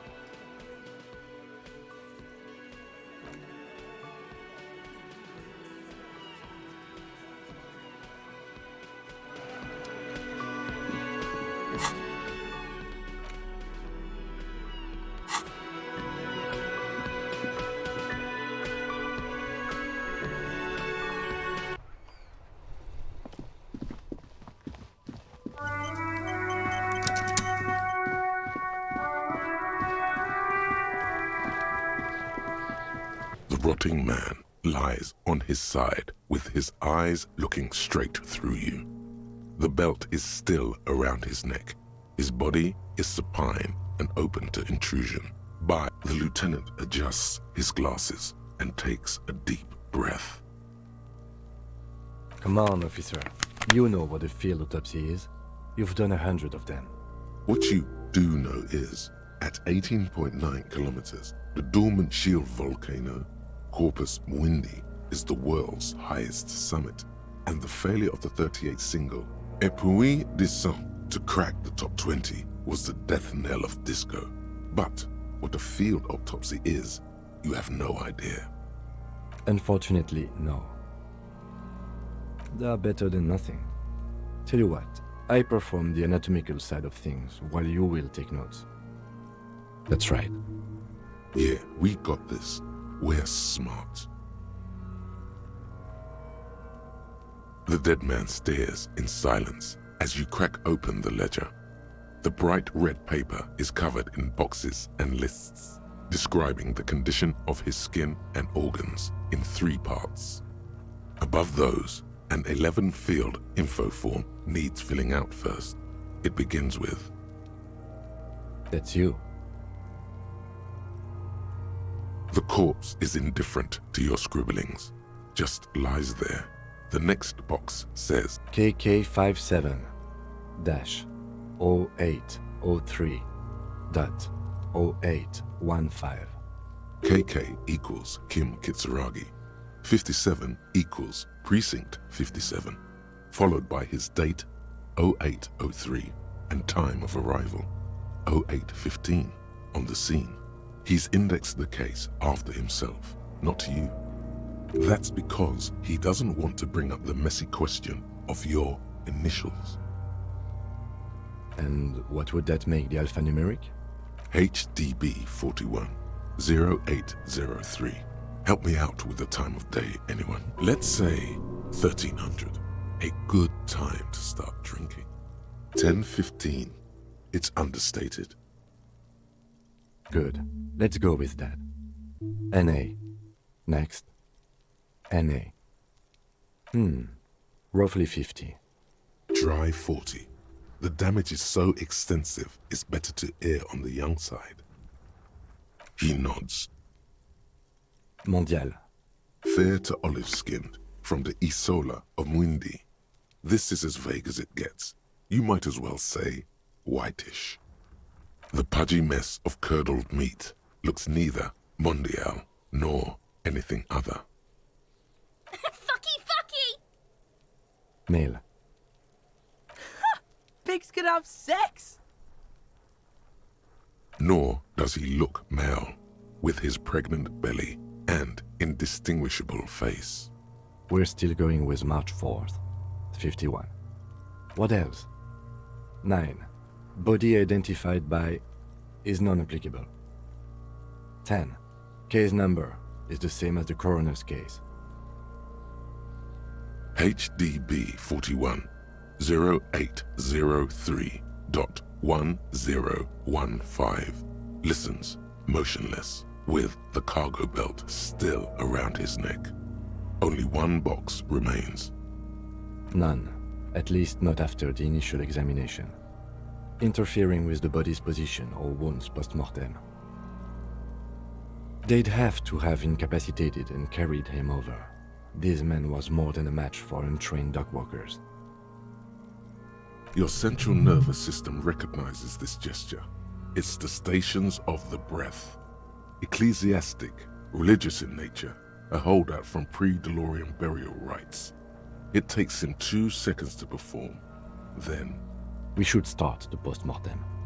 The corpse cannot feel Kim's hand on his chest. It no longer meaningfully interacts with its surroundings. A thicket of boxes and lists on red copier paper tries to answer why. Clothes. The deceased wears armored boots and white briefs. The make of the briefs is Babrodine, I think. Let's see. See, it's happening. Babrodine, yes. Inexpensive. Size M. Color white. The disappointment is palpable. The red-haired thing was expecting something more lurid. The boots are ceramic, vitreous enamel. They are fused to his skin from blood flowing downward post-mortem. Removal of the boots is left for processing. The boot has a serial number. It's E50.100.100. The lines between the plates are in the shape of the alphanumerical. The number is purposefully concealed by the design. Tattoos. The upper torso is covered in a single, continuous tattoo, resembling a map of the night sky. It reaches from the right shoulder to the heart. The ink is blue and white. The assistant has a color photograph of the markings, to be added to the case files as document A1. The photo is taken on the scene, using a Trigat Mini. The deceased has a belt for airlifting cargo around his neck, tied with a hangman's knot. Color yellow. Length 3 meters. There is a buckle on the other end. Well-nourished, athletically built, measuring 1.8 meters. Generally consistent with age 42. Preservation is good. Ambient temperature below freezing. Body hair is light brown. Distribution is consistent with age. The deceased had male pattern baldness. Hair is combed back, short.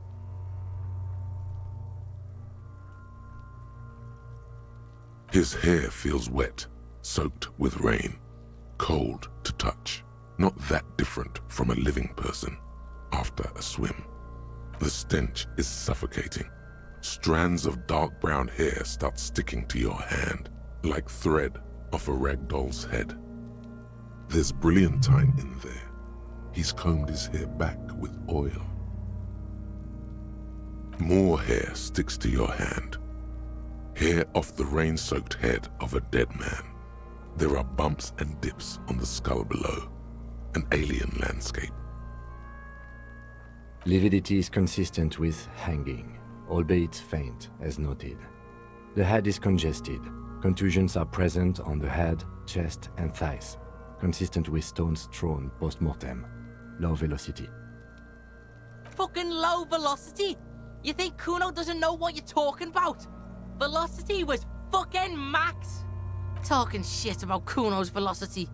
In addition, there are bite marks on the face, scalp, and chest, consistent with predation. Ligature mark.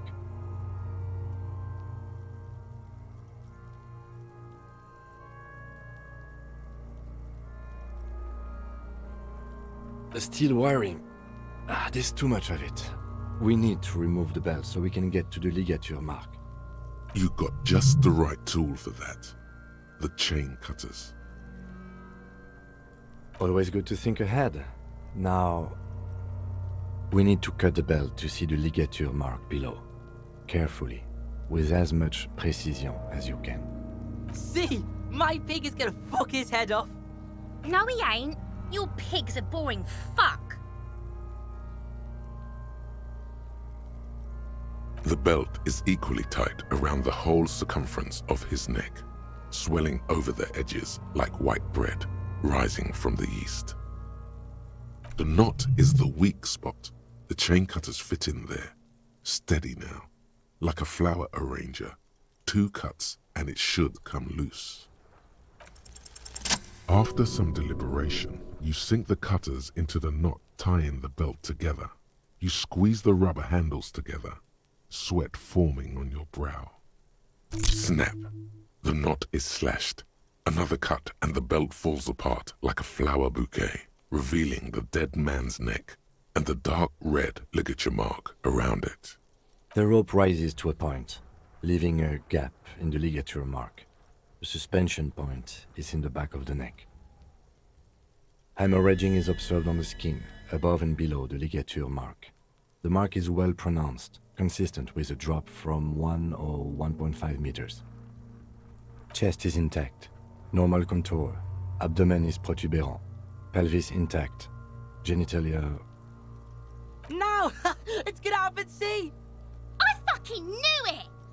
Genitalia is male and unremarkable. No evidence of injury. The dead man's penis is average-sized, congested from the downward collection of blood. The testicles are uneven in length, hanging underneath. The genitalia is greenish. Marbling is present around the crotch. Back is symmetrical and intact. Upper and lower extremities are intact, but asymmetrical. There are combat injuries on the right hand, thigh, and hip. In addition, I see smaller, residual scars, too numerous to count, covering about 30% of his skin.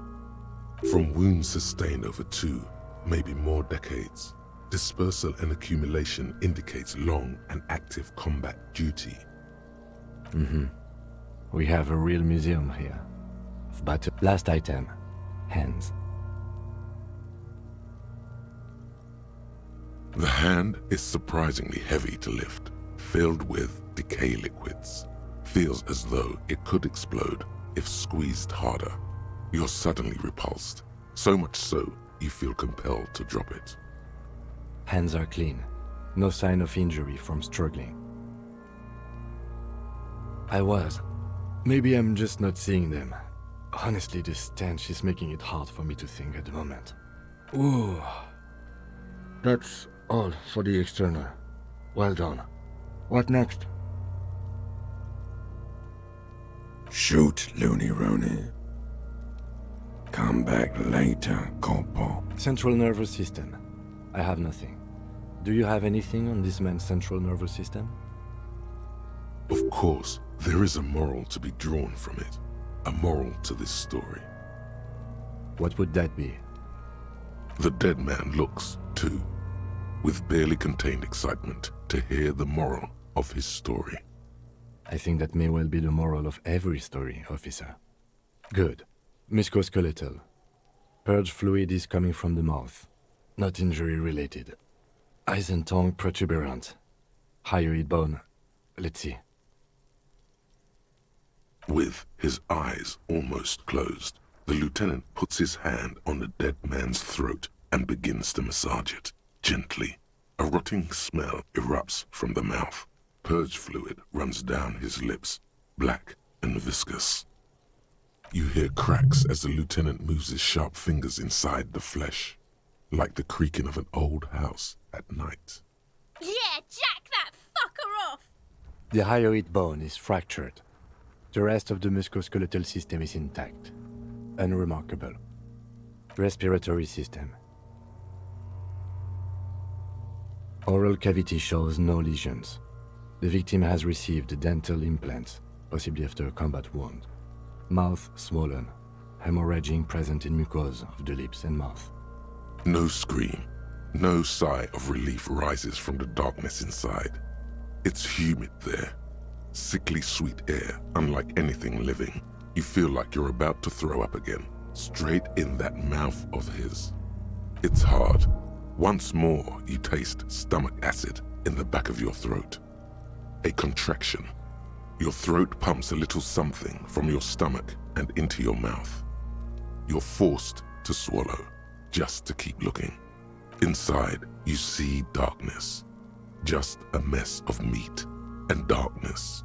Hemorrhaging present in mucus. Hepatobiliary, Na.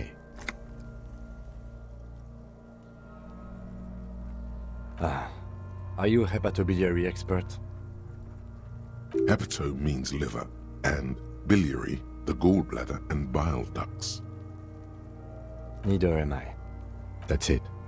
Same for toxicology and serology, and unless you have untapped reservoirs of knowledge there? Reservoirs? No, but do they take obscure trivia and odd tidbits? No. Like a toxicology screening? At this stage, I doubt processing will find anything, even if he was brimming with cocaine. But still, you should add a request. Brimming with cocaine. Cardiovascular. The body exhibits heavy lividity. Blood has gathered in the hands, feet, and neck. Hypostasis is visually consistent with the hanging. Gastrointestinal. This will do. Digested semi-solid food in stomach. Voila.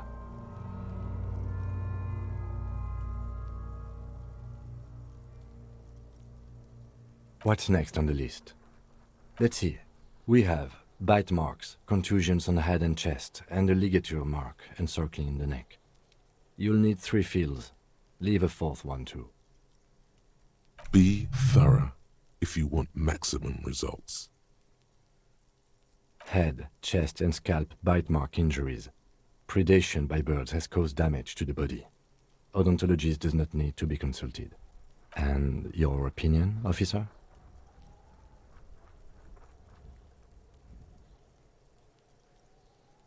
Agreed. Next injury? So, the scalp bleeds from a post-mortem head injury, a stone. The injury does not have the rim of an early inflammatory response. The perpetrator on the scene has confessed to causing it post-mortem. At maximum velocity, fucko! Has confessed to causing it at maximum velocity. Coagulated blood sticks to his scalp and chest, where the countless stones have hit the dead man. Beneath, the description of injury. 2 boxes. Right. Next. Nothing. Just in case. A dark red abraded ligature mark encircling the neck, with a gap on the nape measuring, let's say, 7 centimeters. The hyoid bone is fractured, the cervical column intact. I see hemorrhaging on the skin, above and below the ligature mark. Depth of the mark, 1 centimeter. No signs of clawing on the neck. Below the note, 2 customary boxes wait to be ticked. The man's head jerks to the side. The ring around his neck is visible. Think for a moment. There's time. Don't rush. That's it. We have established cause of death.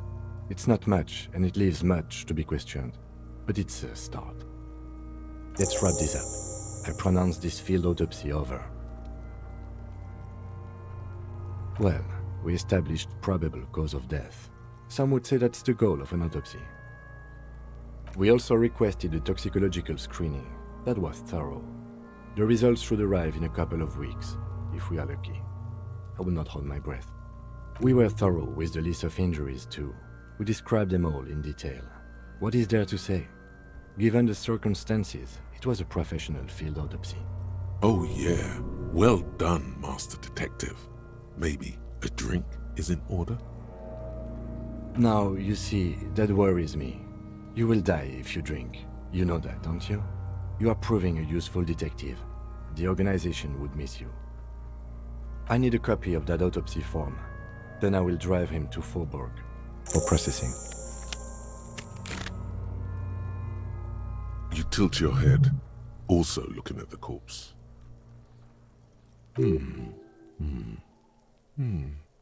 I'm sure we didn't get everything. There's always something.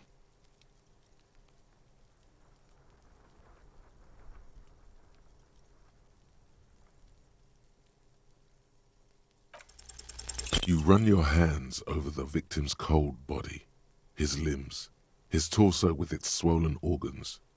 Maybe you should be more thorough. His fingernails have turned dark. They're chipped and quite long. There is dirt under them. That's all. Do you think we missed something? Okay, well, we are in livor mortis here. He is disintegrating. We need to refrigerate the body if we want to conduct another examination, and we need to do it fast. Hey, wasn't there a giant ice bear sarcophagus below that building?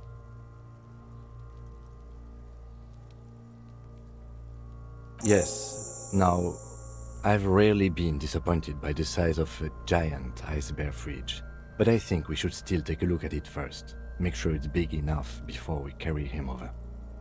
Let's move. With every hour, whatever we are looking for in the deceased will become harder to find.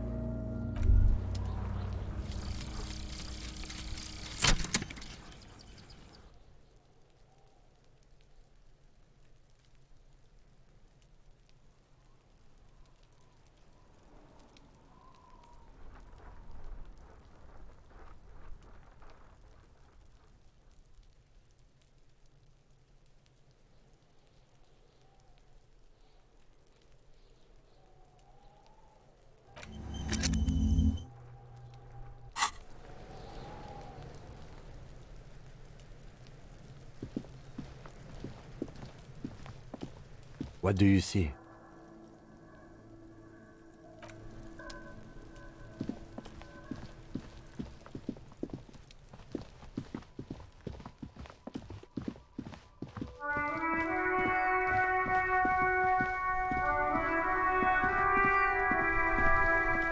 The dented yellow mailbox greets you with its...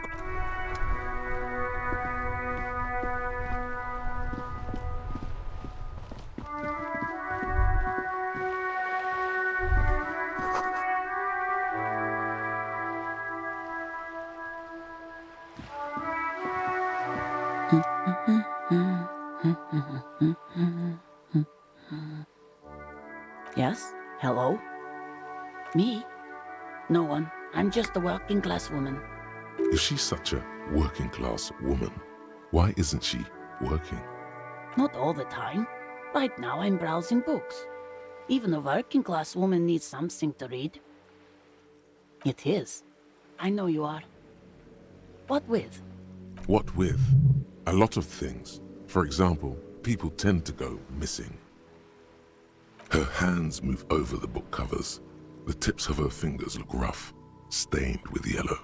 It seems like she has spent a lot of time at work, smoking. My husband? No, he's not. I don't know. At home now? Out drinking with his friends? Working? Where is this going, officer? Yes, but I don't really need to know where my husband is. Not all the time. No.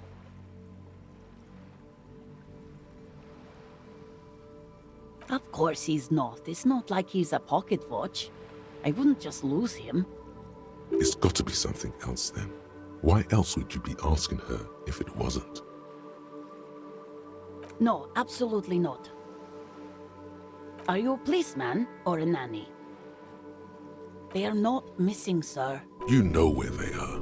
They're at home, smoking, giving the ladder of vices a chance. I see. Thanks. I don't mean to disrespect, sir, but you are being a bit of a cockatoo here. For what it's worth, I agree. But cockatoos can't be stopped when they get ladies. It's better to indulge him at this point. I don't even have a cockatoo. And guess what? It's a trap. Never ever say what. Even if I had, it wouldn't be missing. Great. Nothing. Go read up on them if you're so interested. There's a great book in the bookstore. Maybe you should. What if the cockatoo is your astral captain? Or your heraldic bird? Wonderful. The store is open. The woman before you nods and returns to her reading.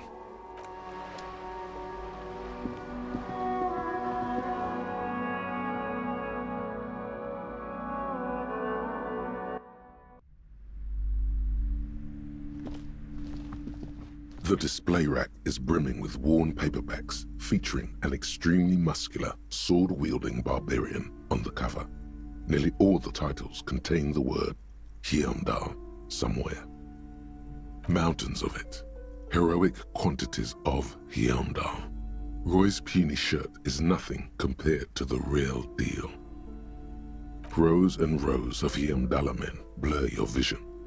You make out some titles. Man from Hyundai and the Mammoth Riders. Man from Hyundai, Return to Hyundai. And the solipsistic Man from Hyundai and the Hyundai Man. Maybe 100. Man from Hyundai and the sages at the end of the world. Man from Hyundai and the false god. Man from Hyundai and the scorched earth. Man from Hyundai, the Hyundai colonies. Man from Hyundai and the swamp beast. Man from Hyundai and the snow crabs. Not even close. Man from Hyundai in hell. Man from Hyundai and the forest of slaves. Man from Hyundai under the lake. Man from Hyundai, Hyundai burning. There's even the Trial of Death, a pastoral combat gamebook set in the world of Hyundai Man, and so much more.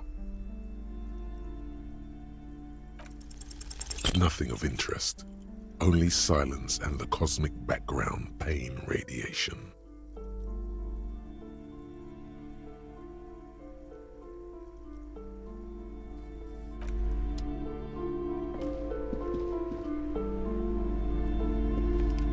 I'm sorry, sir. I can't talk right now. I'm very busy with my homework. I have so much homework now.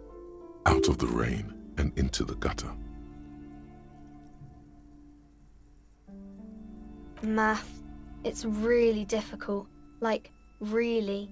They say you need it to get rich. Better than standing outside in the cold, I guess. Oh, I found something while you were away. I thought this would fit you. Like, thanks for helping out. Not me. The city, I mean. Like a detective does.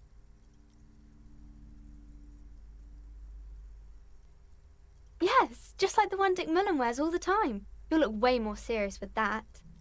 Right, I have to get back to my homework now, before Mum notices. Man, this is hard.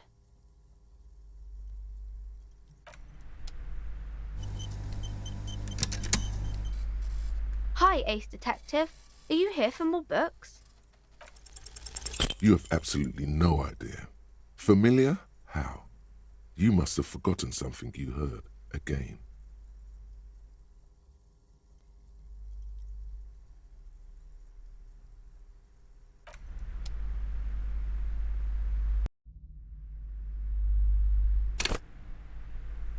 Hi, Ace Detective. Are you here for more books? You have absolutely...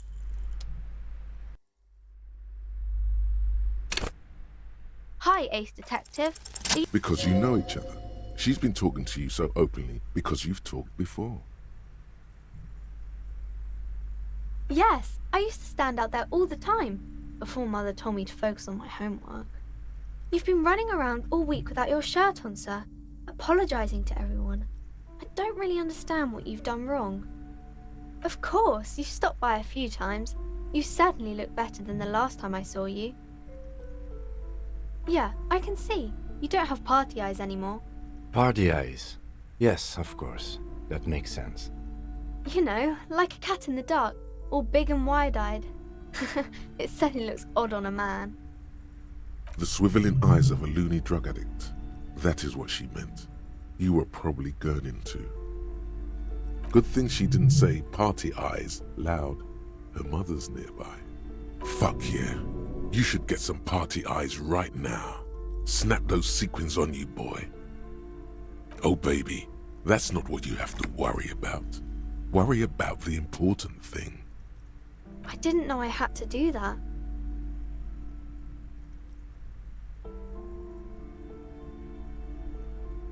I'm glad I could help you, sir. A small mountain of colorful board game boxes. There are numerous types of games for all ages.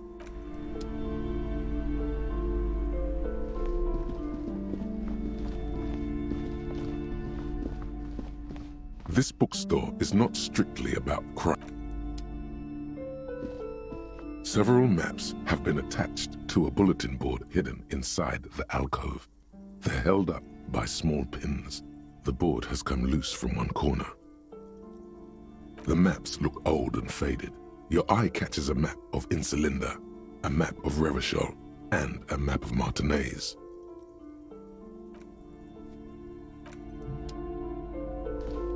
Shelves full of biographies of famous people, whoever they are. A sulfur-crested cockatoo sits on the cover, its beak slightly open. It looks as if the bird is calling out the book title, From A to Zurich, a guide to a well-behaved cockatoo. Turns out that there are so many different cockatoo species, and they all have behavioral problems. You don't have behavioral problems. That's garbage. You're cool. Turns out that there are so many... You don't have behavioral... It's a must-have if you own a cockatoo. I've heard they're quite capricious.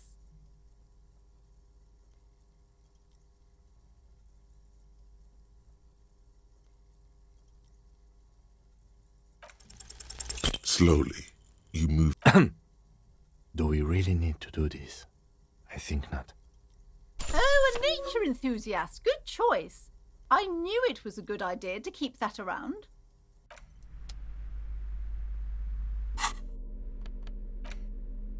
A cockatoo is a parrot with an erectile crest, found on the Seminine Islands and in southern Fas a la Mer. Known for their intelligence and general precociousness, cockatoos are popular birds in aviculture. However, they often exhibit various behavioral issues.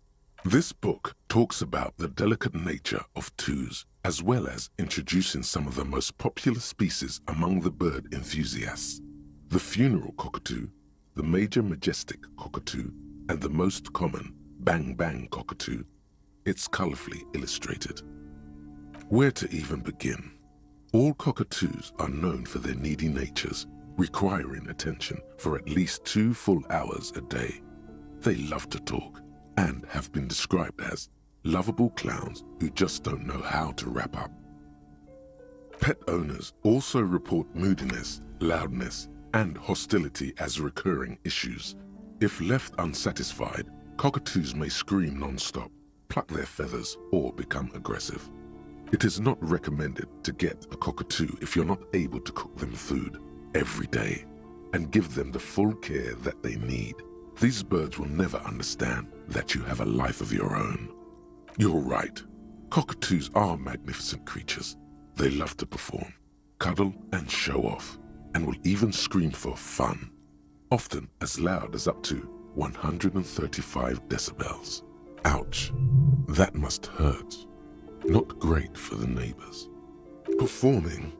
Yes, birdie. This is a yellow-tailed black cockatoo. Its specific name, Psittacus venereus, relates to its dark and somber plumage. This bird looks as if dressed for a funeral, 24/7. There is something indisputably ominous about it.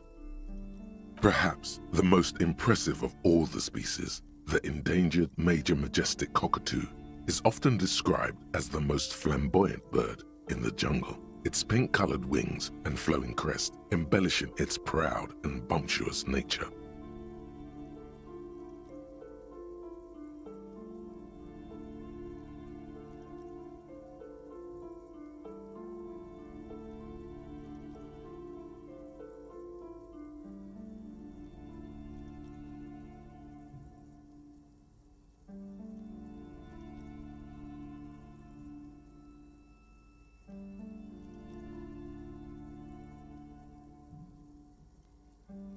In the words of poet-explorer Sir James Fournier, few birds more enliven the monotonous hues of the verdant forest than this big, bold, and beautiful species. Despite its banging name, the bang-bang cockatoo is actually the shyest of the species, common in almost all Seminoles forests, as well as zoos and homes all over the world. Its plumage is mainly grey and white. The Seminoles name, bang-bang, is thought to be of onomatopoeic origins. Yes, but all those cockatoo species are so different. Which one are you?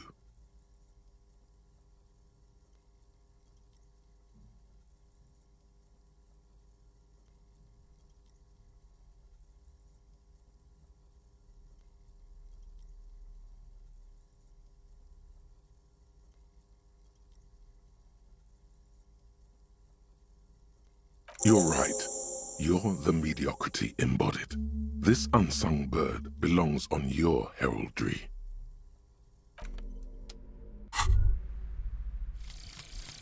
Aces high. For the rest of the world, the aces high is just a cool Revachol thing, politically neutral. In Revachol, it still holds revolutionary connotations. Also, have you looked at Lieutenant Kitsuragi's clothes? He wears a bomber jacket, just like the ones worn by aerostatic brigades, and those cargo pants could store tools for hot-fixing your aerostatic. Maybe you should ask him about this.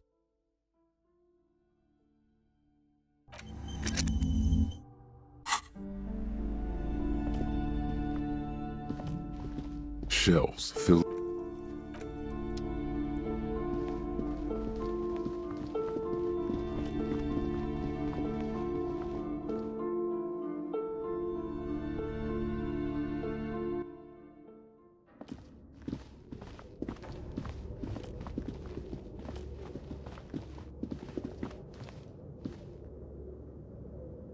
It's dark. And the flashlight works a lot better if you hold it in your hand. Right. Now let's get to it.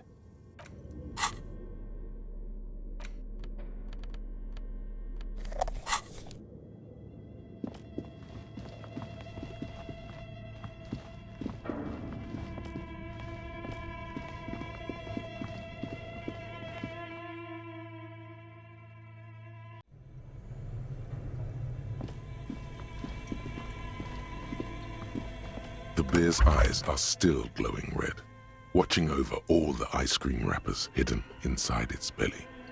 It's certainly an eccentric choice, but it is capacious and cold enough, too. Your visual confirms you could fit 2 more bodies in the ice bear fridge.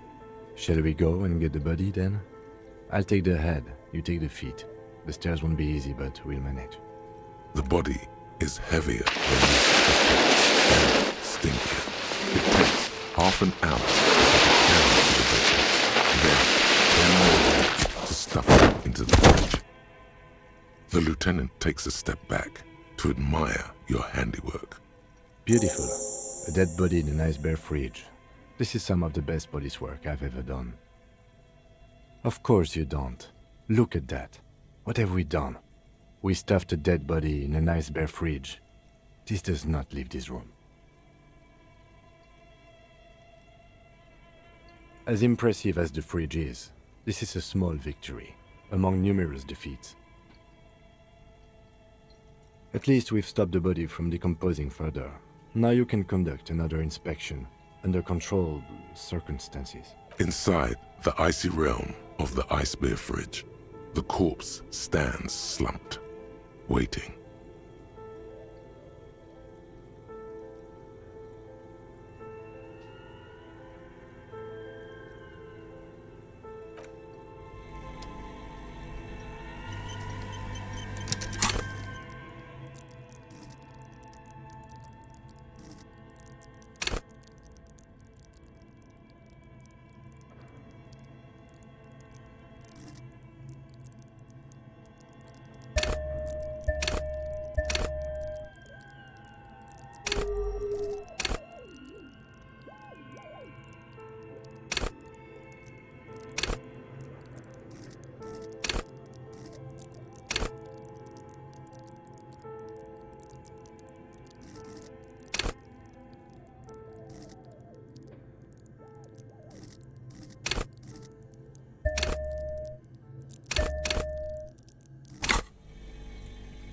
The bear's eyes are still glowing red. It's guarding over the freezing corpse. Your arms reach out and your eyes close, as if by their own volition. It's dark all around. You feel cold, slippery flesh, first with your fingertips, then under the palm of your hand.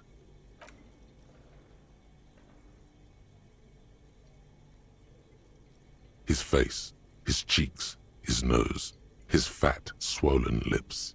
Like a spider, your hand crawls over his features. Everything is silent.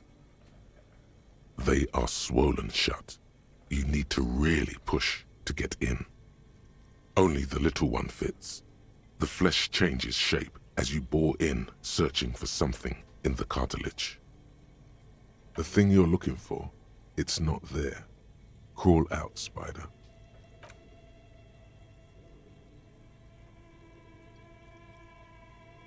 The oral cavity is cold and moist. A ball-like tongue attaches itself to the base of the mouth, lolling around like a scallop. A vision of black and dark red death, pried open by your naked hands and studded with teeth.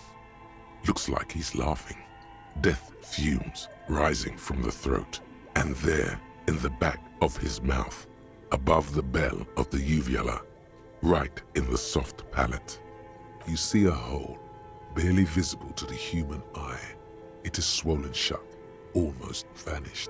No larger than 0.4 centimeters in radius, the edges appear darkened. An abrasion collar. This is what we're after. Keep going. A black trickle of liquid runs into his throat from the wound. Your index fits right in there. A tight tunnel of flesh opens up. Tissue damage. Wide enough for 2 fingers. As you push both in, you reach through his mouth, right into his brainstem. Yes, that's what this part is called. The basal ganglia feels clumpy. What entered here has torn apart his reptilian complex. This man will never sleep again. Never wake. Your fingers slide into the remains of his limbic system. There is no resistance. It's gelatinous. The slug-like structures are damaged too. The tearing extends deep into both hemispheres. This is what he used to regulate his emotions with. The lieutenant answers with the sound of his pen on paper. Your fingers are all the way in now, reaching toward the inside of his skull. The cavity goes further, but the entry wound isn't wide enough for the rest of your hand to follow. Your fingers reach toward his skull. His cerebral cortex feels like jelly. cold jelly. Strange fluid streams down your wrist as you push deeper until you feel it on the tip of your finger. Sharp, serrated material. The edges cut right into your skin. Can you get to it? There's a tiny crack, a protrusion in the cranium, right in the back of his head. Your finger must be pointing straight at it, from the inside. The object that is in there stops just short of the skull, in the encephalus, knocking this tiny fracture into the cranium. We have the makings of a very small exit wound here.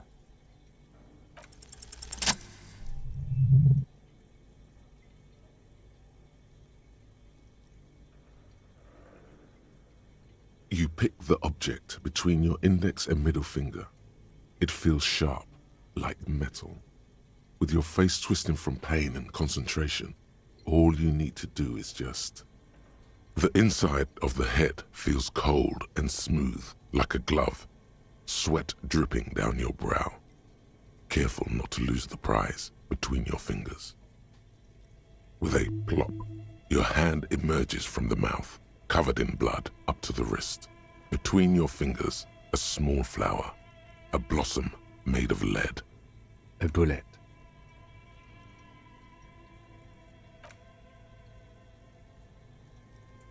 The bullet falls in the bag, leaving a smattering of blood on the plastic.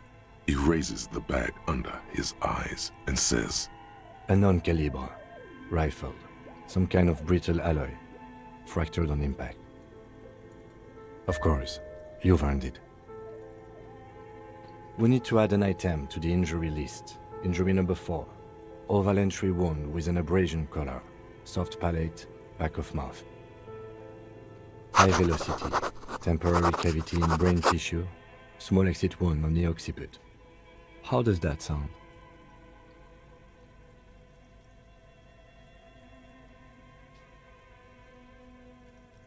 Opinion, fatal injury. And one last thing. We should amend injury number 3. Ligament mark. New opinion, non-fatal, post-mortem, treatment. He's proposing the bullet was the real cause of death, and the hanging an attempt to conceal this fact. Yes, and the belt around his neck, the hanging, even dragging him to the yard. All of it was done after this man was already dead. I have had my doubts since you showed me the tracks. Why did they carry him over? Why not march him, I thought. There was no satisfying explanation. There have been other signs too, small details. Everything is too neatly designed for us to assign probable cause here, as we did, full-heartedly. Well, no more. There is, of course, the very real possibility he was both shot and hanged. To put him out of his misery? It's possible, but it doesn't explain all the other dubious things here. Lack of struggle, primarily. I may be intellectually sloppy, but I prefer one theory at a time. And this just smacks of treatment to me. That's for us to find out. But this, it will make finding them just a little easier. To hide something. The real killer, the real motivation, what really happened here. Oh, you really do. I am glad to hear you say that. Your room in the Whirling in Rags should come with a bathroom. Be sure to make use of it in the evening.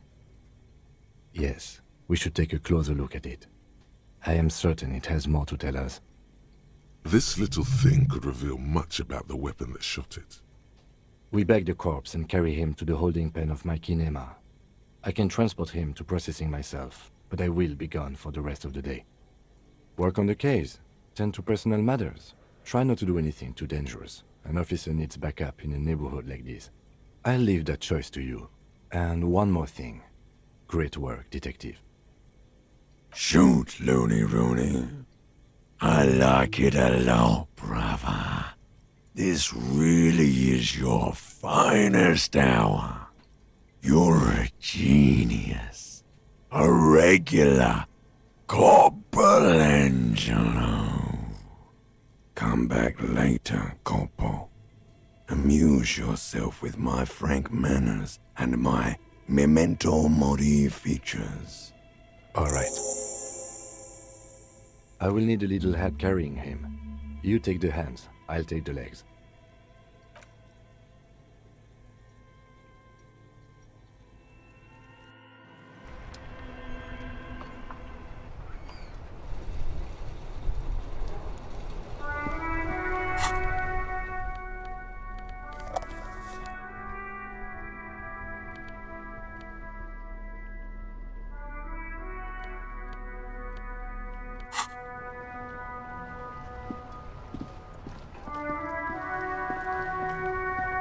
Now it's turning into a kind of a snow limbo, man.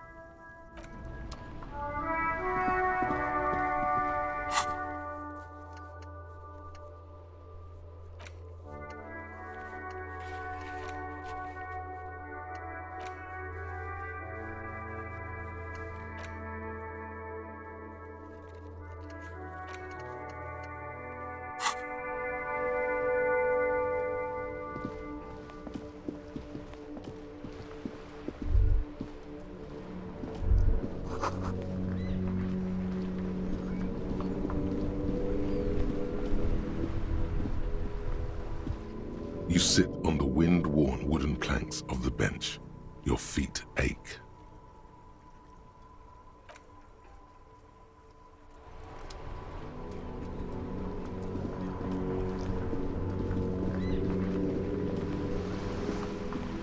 Have you no shame?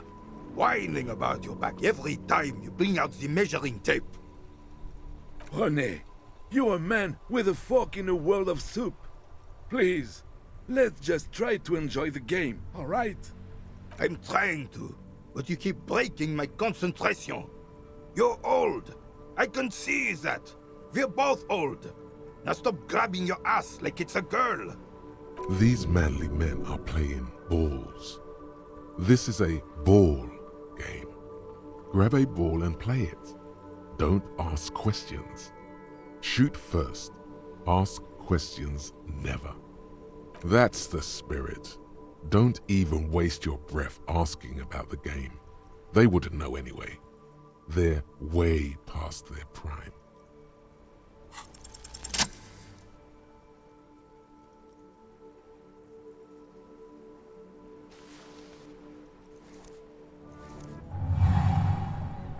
You are immediately surprised by the ball's lack of weight. No matter, you'll make it work.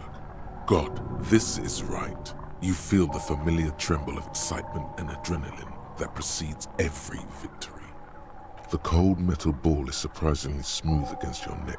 It has a pattern in it, probably a sponsored ball. Yours would only be covered with bumps of learning and scars of victory. Already your muscles are adjusting to the weight, the nervous system calibrating, until you and the ball have merged into a single entity. The man ball is ready. A chilly breeze ruffles your hair as you stand there, feet firmly planted. All sounds, smells, even the wind, everything fades until the only thing left is the union of man and ball. An embodiment of pure motion, a fine-tuned locomotor running at maximum efficiency.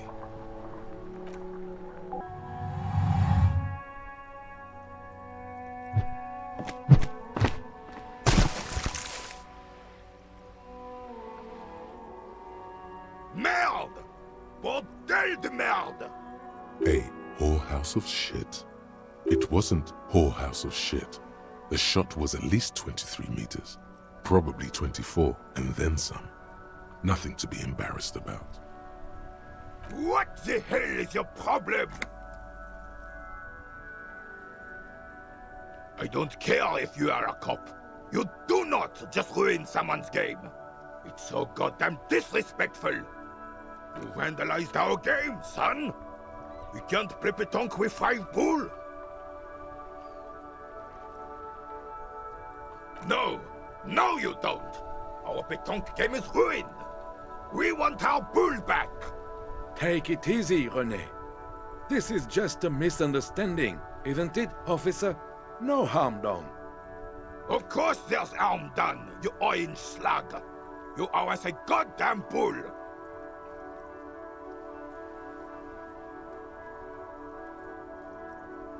Will this...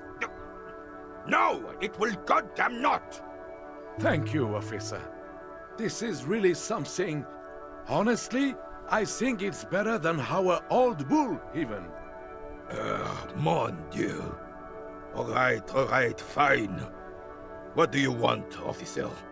Yes, why did you come here? It's unlikely they know anything about the murder. You never know. He might know something. This is a good vantage point. Unfortunately, I don't. Unlike most of the locals, I have no qualms about assisting law enforcement. But this affair has passed me by completely. In Martinez, the Union is the law. So can you really blame them? Cop is a pejorative term. I don't have a problem with policemen. On the contrary, I admire the effort to bring order to our streets. He doesn't know about the crime. Your time is better spent discussing politics. I'm confident they are indispensable in regard to all the paperwork and other administrative duties.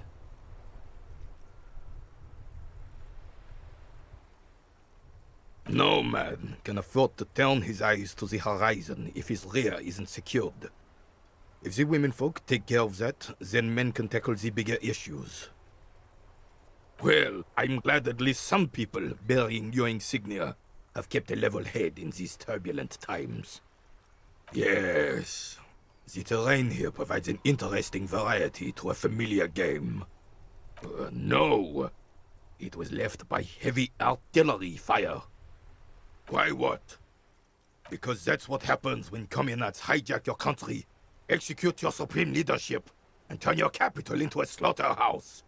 You use heavy ordnance to clean up your home. Commies, communists, socialists, anarchists, call them what you like. They just chose the name to feel special. Senseless sentimentality. Sadly, no. It was the foreigners who brought them to their knees. We fought valiantly. Too valiantly.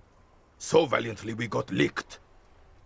Should have fought dirty, like they did with their suicide sex cult propaganda and mad anarchist women strapped to shrapnel bombs. We didn't though, and we lacked caliber. God. It was probably a bit more complicated than that. Because this place is a damn beachhead. Had to soften the commies up first. Yes, the military coordinated amphibious landing to take back Revachol.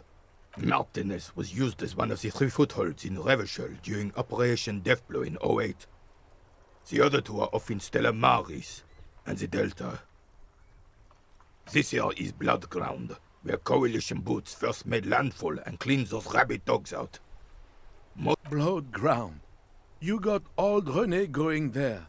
Like he isn't hungry enough already. Don't get me wrong, officer.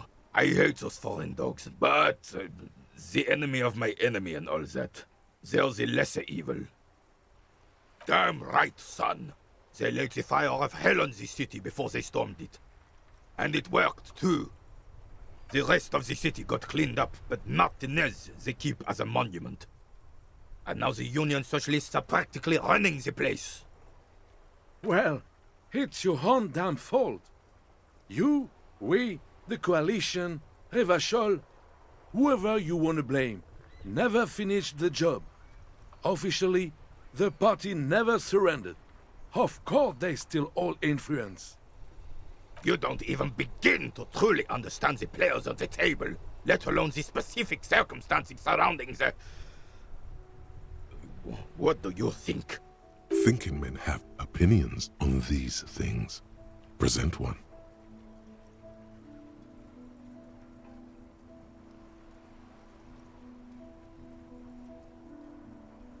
No, they don't. But I'm sorry it had to be the coalition.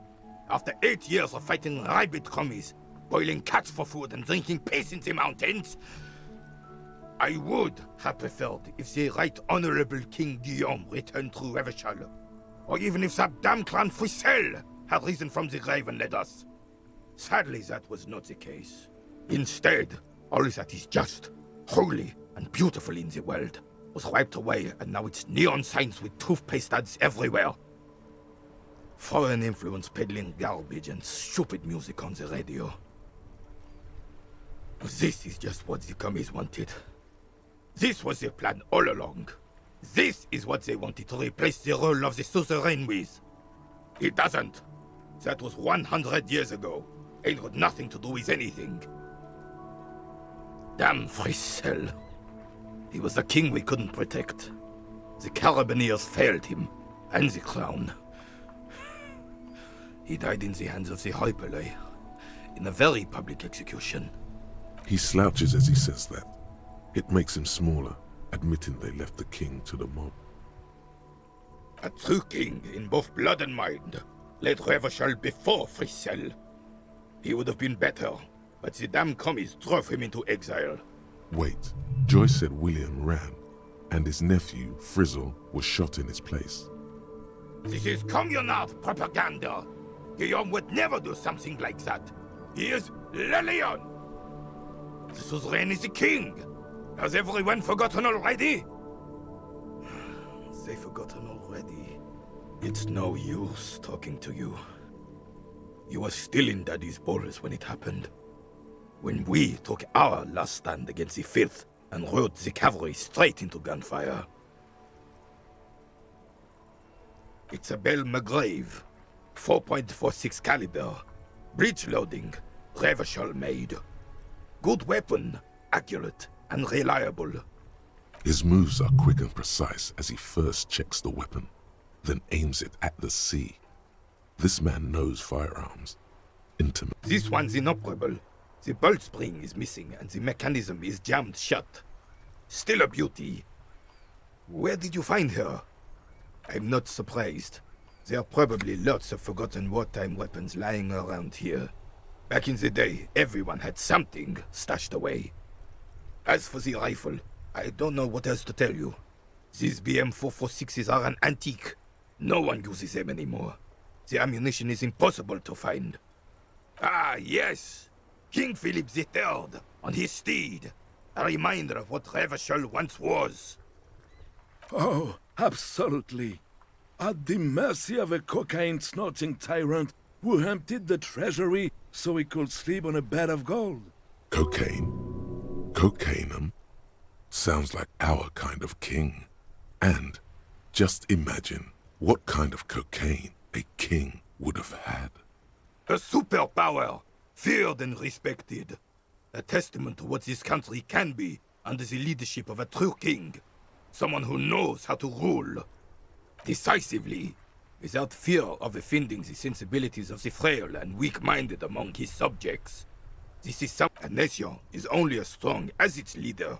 That's why it was such madness to try to... Don't get started on that again. What happened, happened. The Carabineer doesn't reply, but his entire being communicates unbreakable resolve. Oh, old Philip was a big fan of the purple-nose candy the nobility loved so much. A cocaine connoisseur of sorts. His egocentricity is borderline legendary. You can't even take responsibility for yourself. How could you fathom the responsibility weighing on the shoulders of a ruler? That's why the Philippian kings use cocaine, for clarity of vision, to aid in their work. Regnum cocainum, Revachol's finest years. I'm satisfied with this explanation. Philip III was even brought into this world with the help of cocaine. The court made him administer the dose to his mother when she was in labor, and it is well known that with the help of cocaine, only the purest, of course, he was able to connect with higher realms.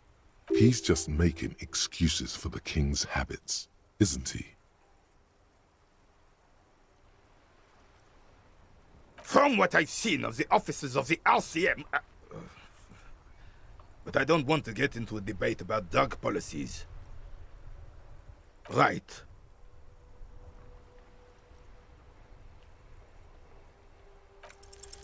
All you observe is a veteran refusing to let go of the past and his old uniform. This is not uncommon. This is the uniform of the Royal Carabineers in service of Frissel I, Guillaume le Lion, and the valiant King Philip V before him. Don't you mean Frissel the Fan? You do not speak his name, Craven, although he was a clown. But he was our clown, ours to ridicule and to mourn. There's something you missed. You will get to it. Don't worry.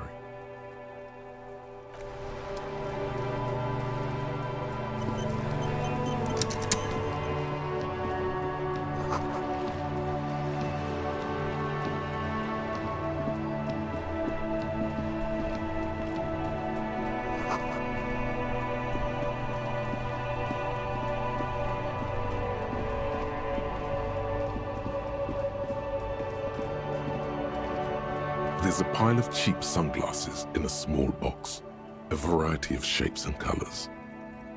You like sunglasses, officer? I've got the latest styles right here.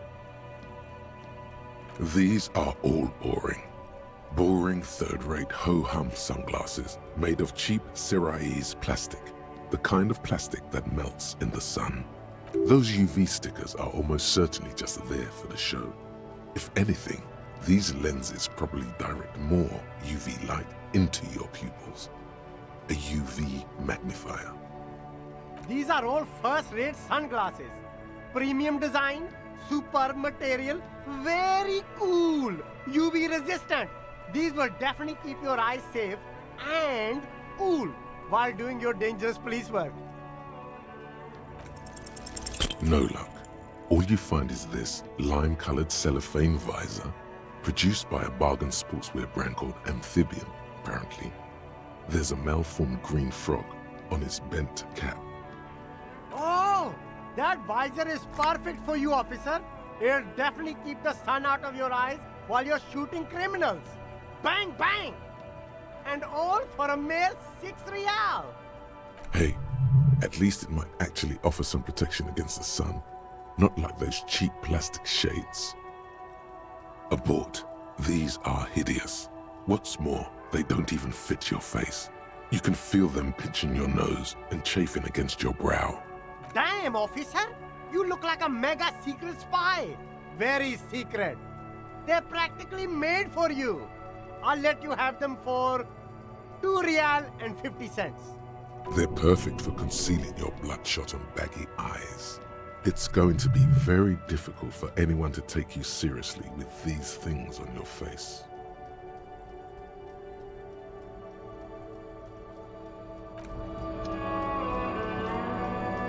You see a Samaran street vendor surrounded by a motley assemblage of goods. When he realizes you're looking at him, the name Silem is embroidered over his breast pocket. Happy shopping, officer! Everything's cool here. Everything's cool. The goods are cool, the customers are cool, the place is cool. And one more thing, officer, you're very cool. Bang, bang, bang. You feel a twitch in your index fingers. There's a finger shootout of brewing.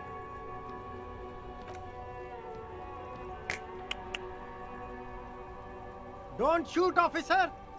Have we got an arrest here or just a shakedown? Good one, officer. Ha! You're a funny guy. Now what can I do for you? Then fire away, officer. Only the coolest goods in Revachol. I've got sneakers, speakers, extremely comfy pants too. Try them on right here. No shame, only freedom. No need for discounts at ceilings, officer. Everything's already on sale. Anything you want, 50% off. But did he first mark them up 100%, just so that he could put them on sale? My man, you know how the game is played. You and me, we should work together. What do you think? Shake things up? Good joke, officer. Here we don't have permits, just economic freedom. Take a look around. You glance around the decrepit buildings, the miserable weather, the sidewalks strewn with sunflower seeds and a dust-choked air. It's beautiful. Beautiful freedom. That's right. No permits, no bureaucracy. That's why this city and its law officials are so cool. My man, officer, you make all this possible. Without you, this climate would be extremely bad for business. You're part of the gossamer state. Gossamer is a fine, filmy substance consisting of cobwebs spun by small spiders, seen especially in autumn. It's safe to say he's referring to the near absence of regulations.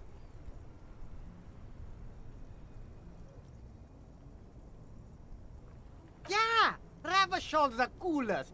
Doesn't care about where you're from, who you are. It's all about freedom. I'm an entrepreneur, officer. I've got sources, buyers, suppliers, distributors, manufacturers, wholesalers, all extremely cool and above board. Anything for you. Start with a little compliment, then work your way up from there. This is about business, remember. Oh, okay. But why, officer? An investment? What kind of investment?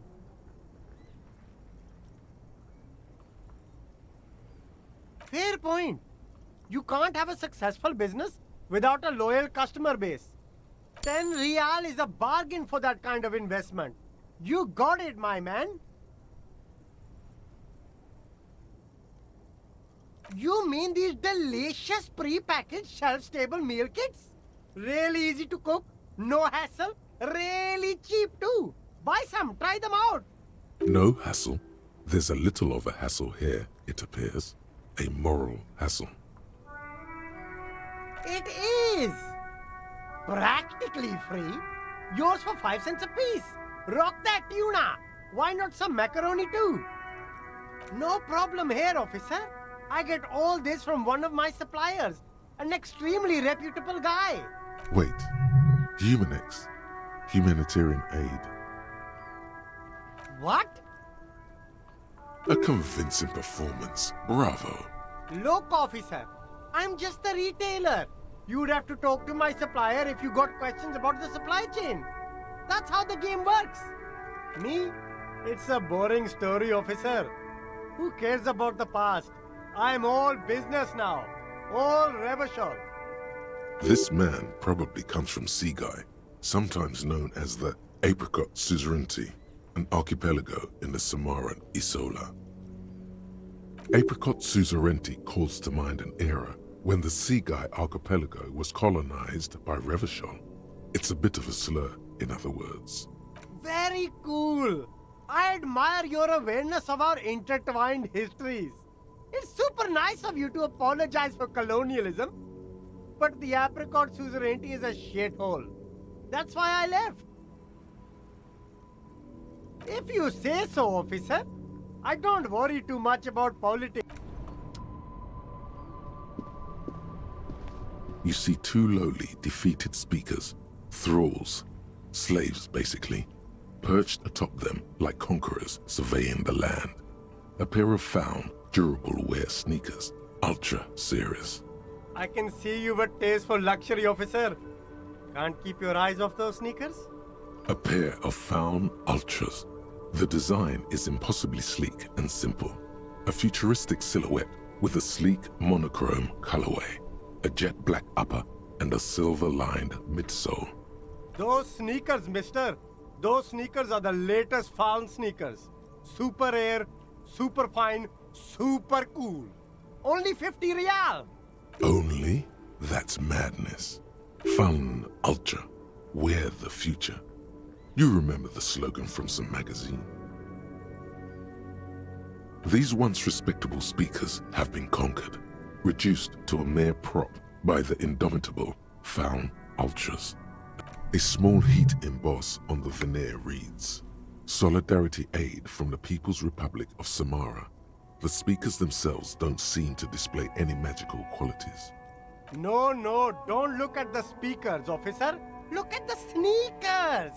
The sneakers are the stars here.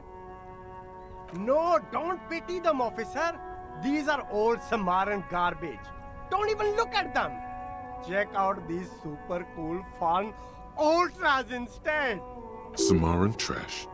That sounds like they're from the Samaran People's Republic, produced under the dictatorship of the proletariat. No way, officer!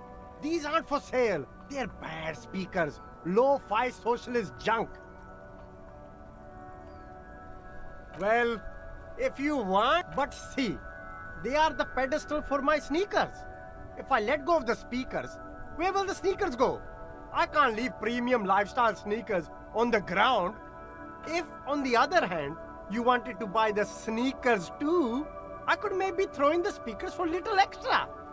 50 cents? Damn, so you have to buy the sneakers first. There are clothes inside. Cheap second-hand clothes, smelling of strangers' body odors. Don't be shy. These are premium class clothes. Good quality fabrics, best retro design. Save the economy with your style, officer. Save the economy? That sounds off. Haven't you heard, officer? We've got to be economically conscious. Recycle your cash, keep it in circulation. Don't buy new things. Buy eco. Look around, officer. You see all these premium goods just sitting there, not getting bought? We've got to keep the flow of goods moving. Is this really the economy we want to leave to our children? I can't go extinct, officer. I've got kids to feed. Once an economy goes extinct, it messes up the whole ecosystem. You've got to think about the consequences. You find your hands deep in tattered and faded garments made from weird polyester blends that make your body itch and sweat in all the wrong places. The box smells like cat piss or like an old person with no money. Economical, but also trendy. Look firsthand, buy secondhand. Keep the economy moving. No good. All you can come up with are some treated wool pants. You can tell they're too tight around your thighs and too loose around the waist. They itch like hell. Like an itch pit in hell. All natural materials, see? Real wool, 100% skin friendly, and they're yours for only 2 real.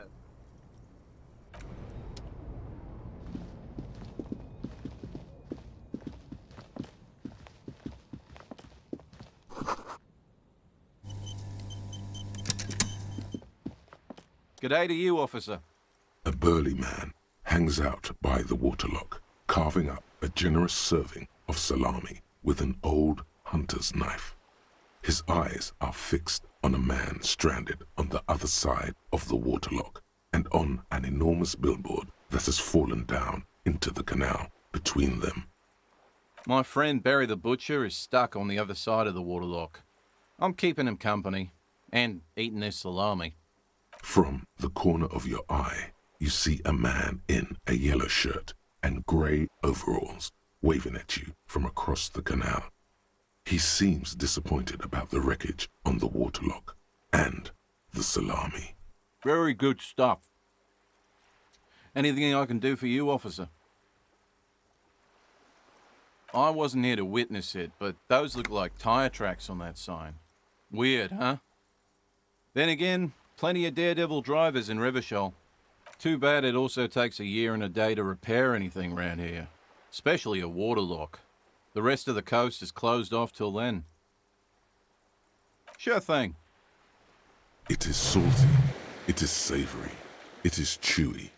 The hangover only makes the salami more tasty. Well, there's the fishing village, an abandoned fish market, a bizarro church. Not much use to the congregation, though. There always seems to be something wrong with it. Yeah, not really much else. Just bombed out ruins.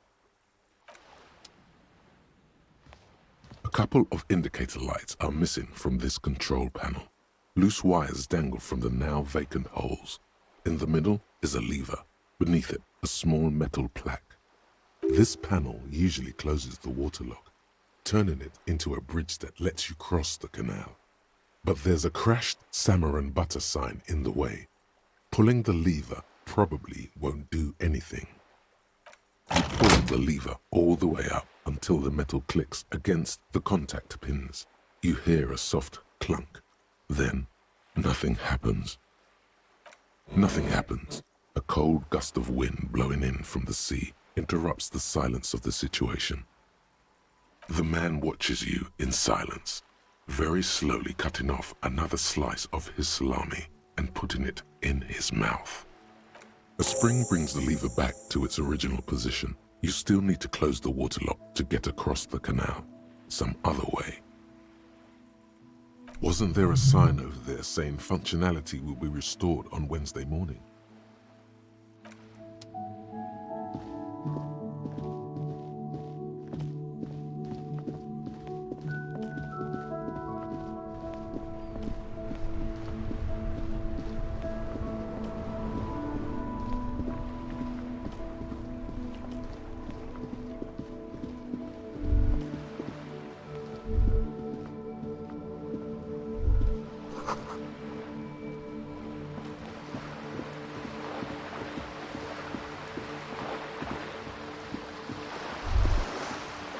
Whoa, what have we here?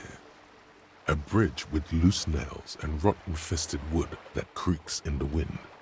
A construction code violation if there ever was one.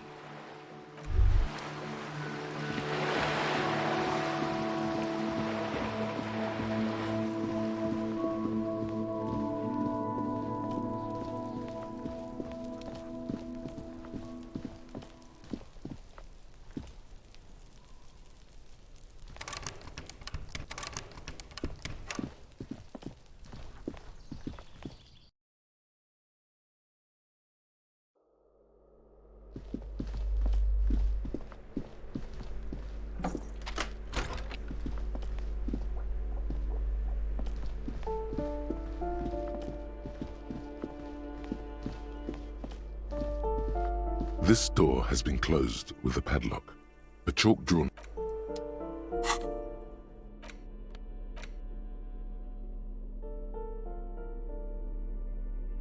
The bullet is safely sealed away in a plastic bag bearing the RCM stamp. Kim has filled out the label on the bag with the item number, case number, and date and location the bullet was found. The squished little thing has no idea.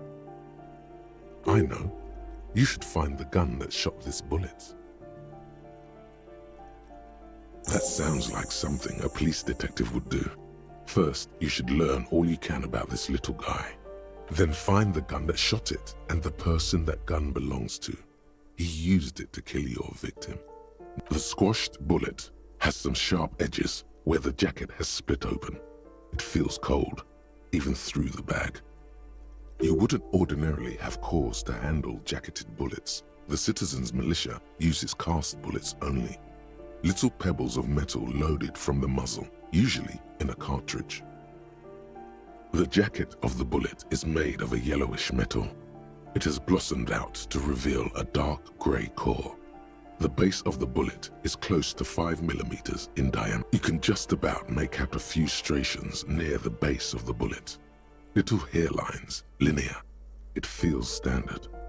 It's quite destroyed. Some of the fragments are still lodged in the wound. What's interesting about the bullet thus far?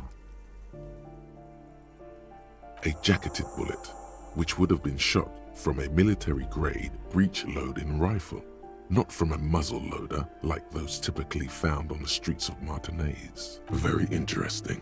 You have an unusual military-grade bullet in your hand. Now all you need is to find a gun that could fire it. A rifle, Revolutionary period. Your bullet looks to be an old 4.46 millimeter from the surplus left over from the turn of the century. Probably an antique or a retrofitted antique. The 4.46 caliber was widely used with the Belmargrave rifle, a Revacholian manufacturer. The BM dominated the battlefields of the Insulindian theater of the anti-centennial revolution 50 years ago. Incidentally, you have just such a rifle with you, the dusty old thing you found hidden in the basement below the commercial area. It's unusable, sadly. If it were, the bullet would probably fit the chamber. No, but Zeliger, a major firearm manufacturer, ended up with a surplus after the war, so there are still a lot of these old military rifles floating around, usually broken. The quality was appalling. Antiques enthusiasts, guerrilla fighters in distant countries, a few lucky jamrock bangers, you're looking for the same thing you found in that hidden weapons cache, only in working order. Back at the station, the lieutenant is standing at a counter, diligently filling out paperwork to hand over to a tired records clerk.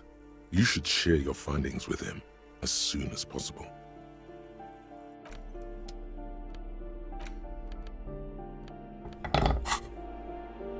This door has been closed with a padlock. A chalk-drawn number on the board says, number 11. The shackle snaps like a twig, and the lock falls to the floor with a little thud. It should be possible to enter now.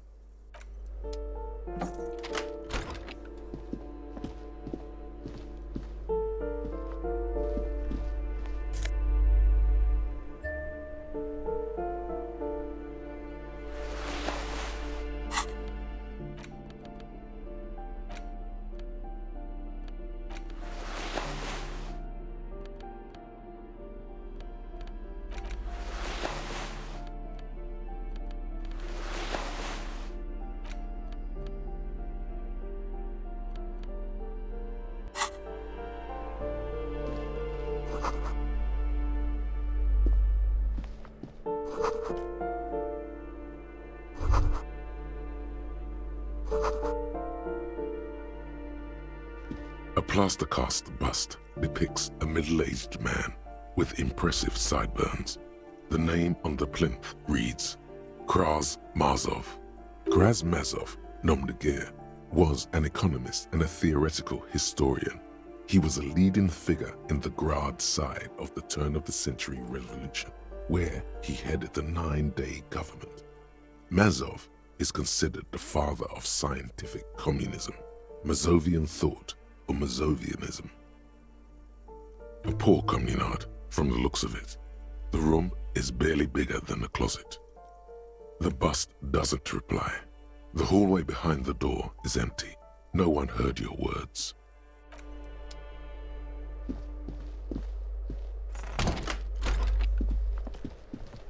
You hear someone walking around inside, rearranging the furniture. The number on the panel says 10. Excuse me? Of course not. You have plenty of reason to enter. Oh, come on. Well, that was easy.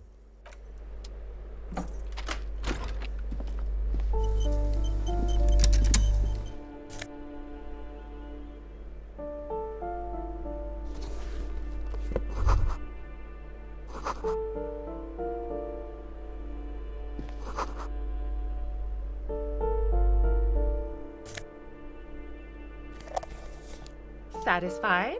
My name is Marielle Charpentier, and I'm an agent with Martinez Realty Associates. I am not breaking in, as I have every right to be here.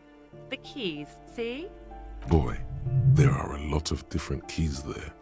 More than 20, at least. Do you want to see my ID as well? You can't legally ask for it, but why not?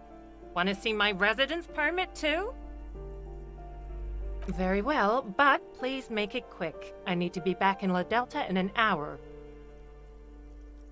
Oh, that's another huge mess. The former tenant owes us 3 months of rent. 3. We closed the apartment and planned on auctioning off the valuables, but...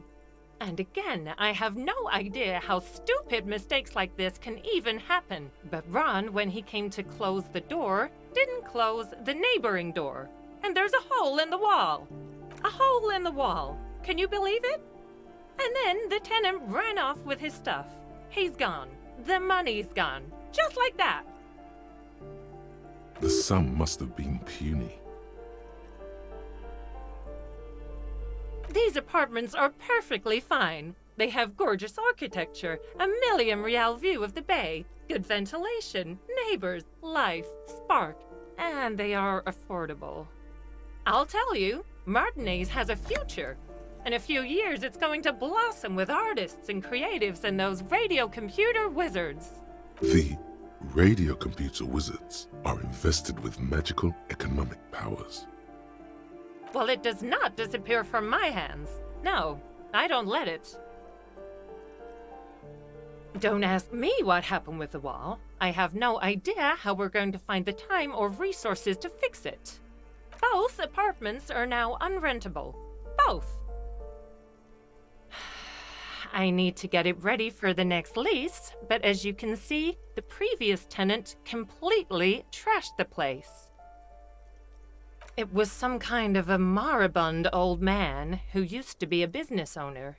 You'd think they'd make rent. A sudden serious look crosses her face. This story didn't have a happy ending. But that was months ago. Anyway, was there anything you wanted, or is that it? I'm in a hurry. Of course.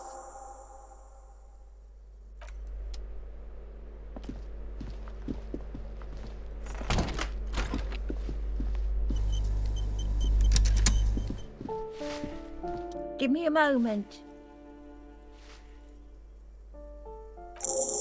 I see. I hope some good people are finally going to move in. This place needs them. Yes, well, I hope they're good people. Your statements are too vague to comment on. What's this? We're getting reports of normal, reasonable, temperate, political opinions somewhere in Martinez. The air suddenly feels calmer, more transparent in a strangely tender way. Perhaps it's the hangover. Perhaps it's a temporary surge of serotonin. But something tells you, it's time to become a citizen of the Kingdom of Conscience. It is not a place. It is a moment in time that can only arise in the right circumstances. In all of human history, it's only been achieved a handful of times. Incrementally. Yawn. You'd get there faster with a little speed. History's greatest catastrophes have been brought about by people trying to make the world a better place. That's the genius of Dolores Day. She recognized that progress is meaningless if its gains are lost because of instability. Real, lasting change can only come about gradually, increment by increment. The kingdom is difficult to comprehend and even more difficult to describe, partly because humanity will need to discard many of the categories that define and limit it today. The Kingdom of Conscience is post-capitalist, post-national. It's also post-industrial, post-ideological, and even post-sexual. Slow down, Mr. Reasonable. Did you miss the part about compromising and taking things slow? That's right. Remember, real democracy is just around the corner for Revachol. When that real democracy kicks in, a long time from now, we are all going to be so much happier.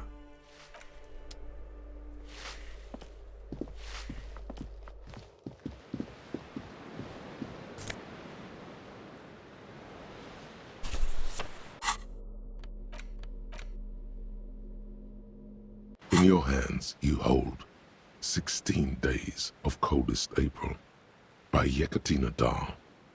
The cover image shows a row of concrete apartments above which span a black and white rainbow. Indeed, the book is unusually heavy in your hands, as though the cover were lined with lead.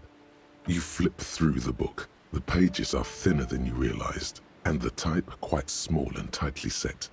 It's nearly 600 pages long. Real art is dense and difficult. If it didn't feel like you had to wrestle a suicidal bear to get through it, you weren't really reading. The back cover is dominated by a black and white photograph of the author.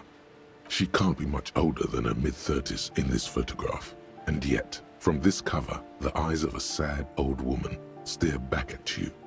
In cold, detached prose, the author describes a scene from one of the Yugoslavia riots in the 20s.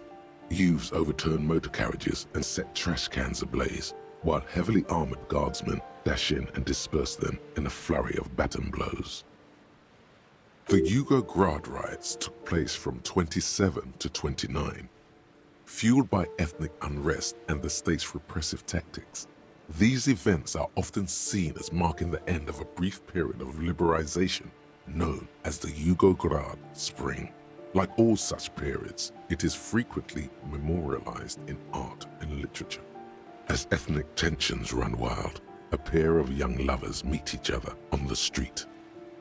Somehow, in the middle of all the chaos, they manage to lock arms and look into each other's eyes. It would physically hurt you to keep reading. Are you sure? They go through a brief and somewhat awkward love affair. And in the end, they betray each other and succumb to the absurdity of Gradian life. The man becomes a lens grinder, completely abandoning his former existence. He toils through the daily drudgery at the Lenka polyfabricate.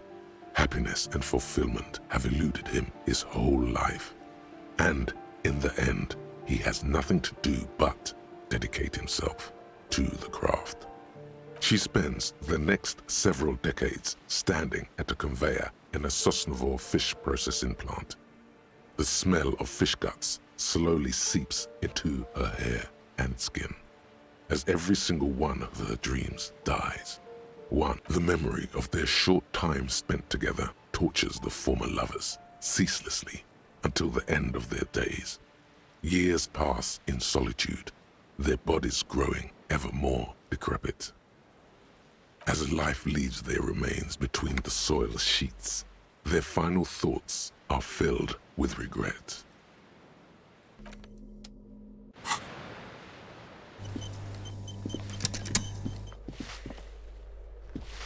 Give me a...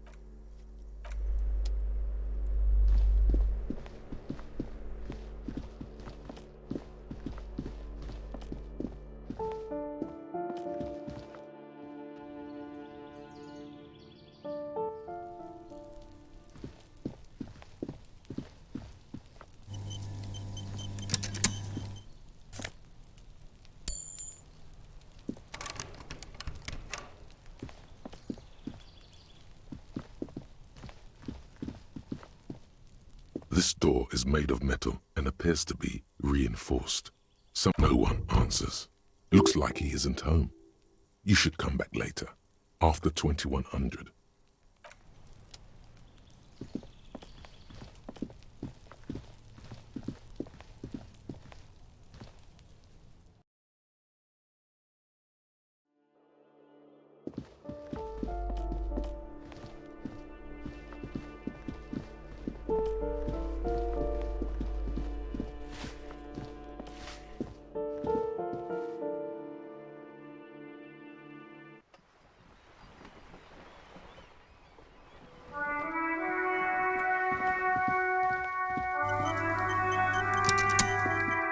Hello again, officers. Have you come to admire my mural? Ooh, not only have you found my address, you've discovered my biggest secret. I'm a coal miner. She does have eyes that seem to be smeared with coal. Yes, I keep hoping a shaft will collapse on me, but somehow it never happens. Does anyone in a city like this? It doesn't have to do anything at all. Nothing does. Like me. Right now, I'm doing nothing at all. The inspiration will come to her once hell is set loose on the streets. It's too calm right now. Shoot, Piggy. It's what you do, isn't it?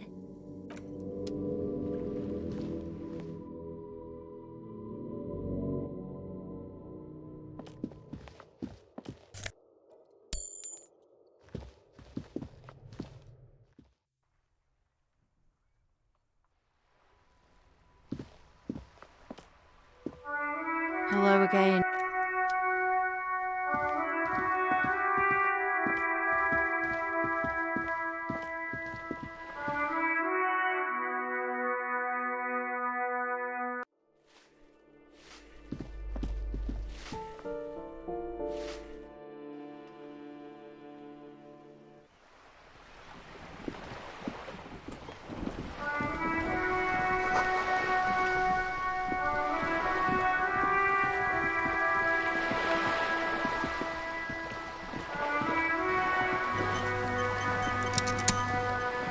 You're back. Good. What can I help you with? That's the man who was killed. I'm afraid this is a discussion for once we've cleared the lynching question. Better not tie the fourth day to the bat's day on this. I hope there is something else I can help you with.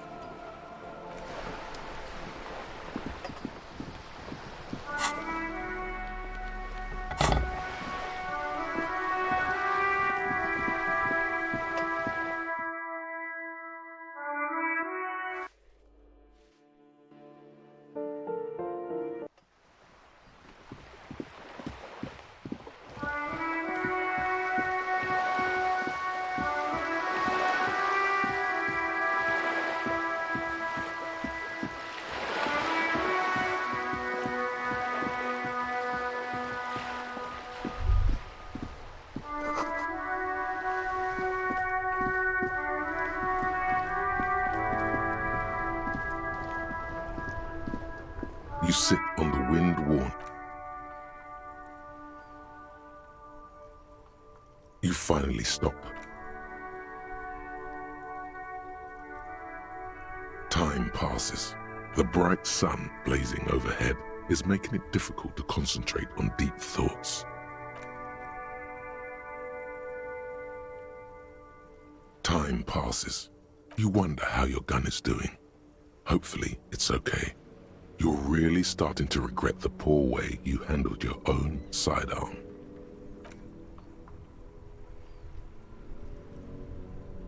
This case is unsolvable. You should just give up right now and apologize to the whole town.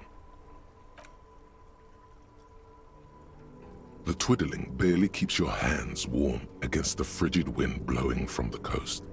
After a while, you've had enough.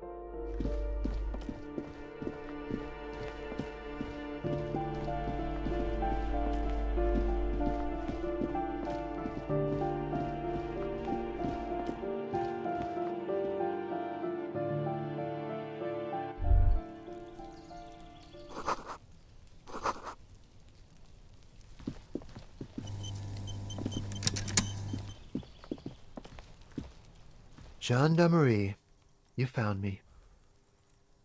His slender figure is backlit by city lights, its distant streets and motorways flashing like diamonds. And his shirt is still unbuttoned. It was mine. My friends use it from time to visit me. So tell me, are you here to make things right again? Beautiful. I have some good news for you. My Sunday friend is visiting me tonight. I told him about you and he'd like to say hello. Step in. He's already waiting. Trust me, you do. That's why I chose this place. Martinez is special, isn't it? That's nice, but I don't have anything to tell you. It's my friend you're looking for, not me. He takes another drag of his unfiltered cigarette and looks around. It's getting dark and the neighboring windows have lit up. One. Downstairs, a cat crosses the yard, disappearing into the bush. Besides, I've got to run. Something tells you you're never going to talk to an individual this cool or mysterious ever again. Just look at it. It's a beautiful night. Who's going to stay in on a night like this? He's right. Only losers go to bed early. Time to break out the booze. We'll talk. Just not tonight. Take care, all right?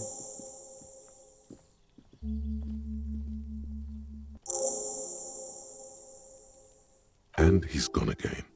Looks like it's becoming a theme for him.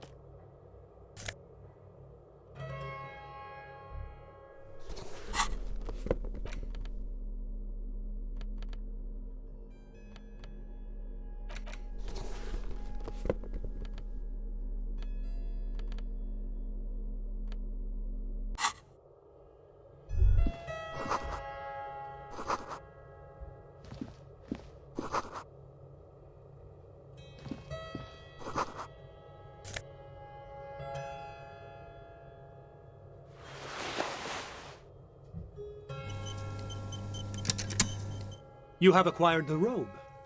Keep it, officer. It looks good on you.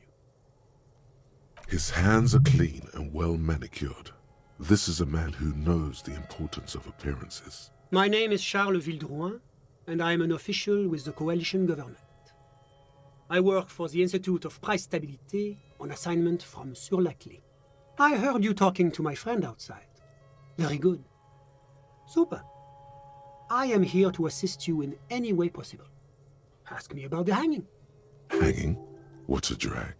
He seems like a cultured gentleman. You should ask him about the finer things.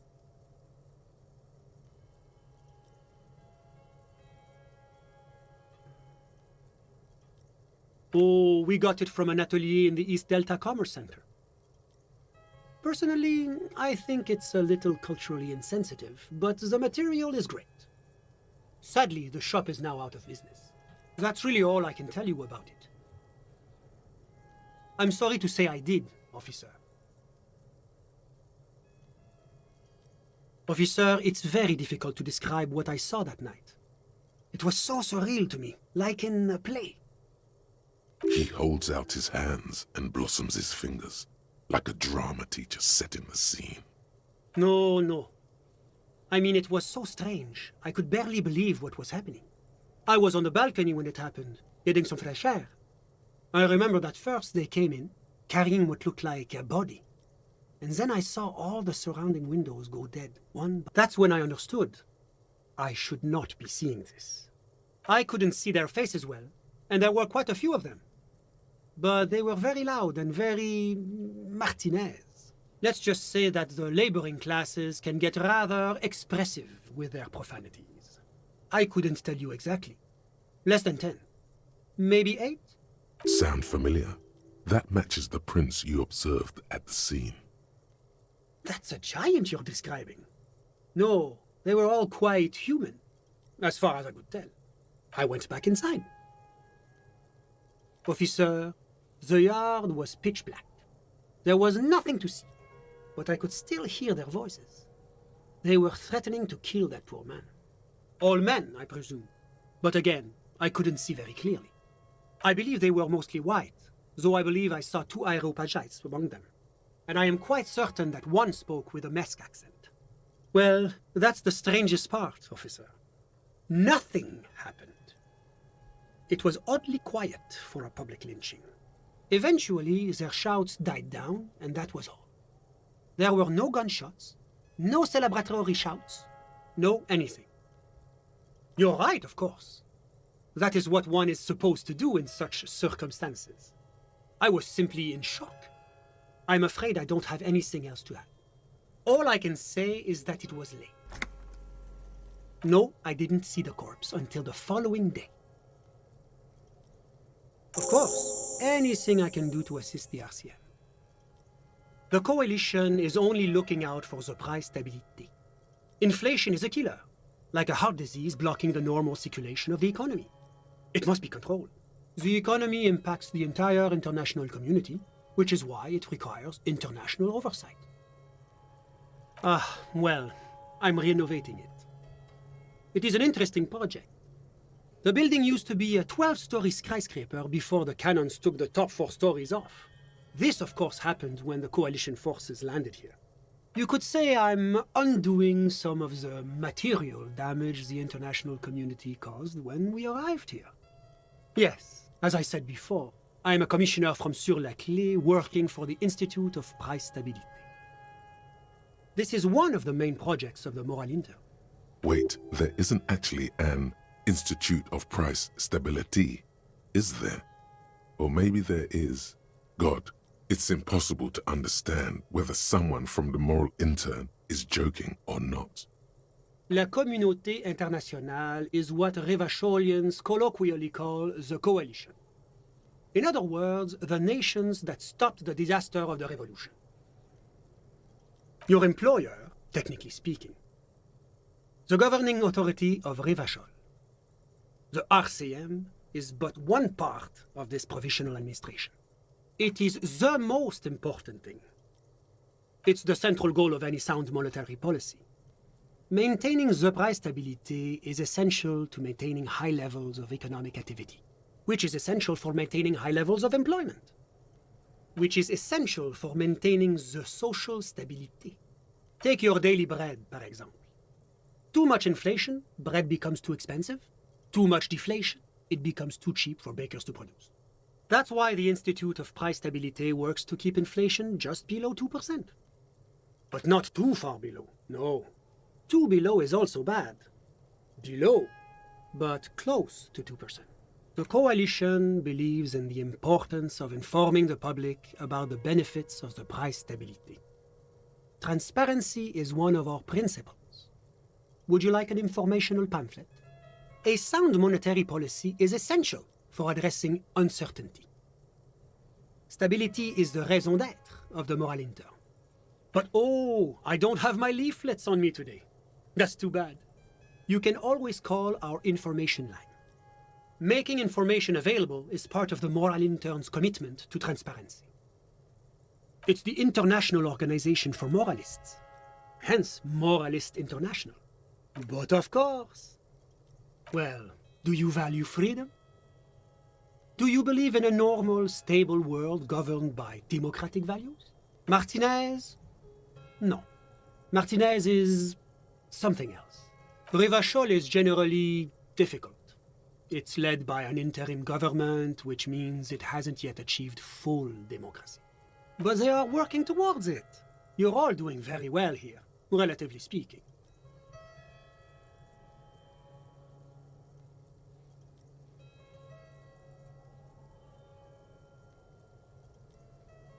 Is this option D usually the most reasonable answer? Sounds like you're a moralist indeed, my friend. Welcome. Moralism is all about compromise and achieving the achievable.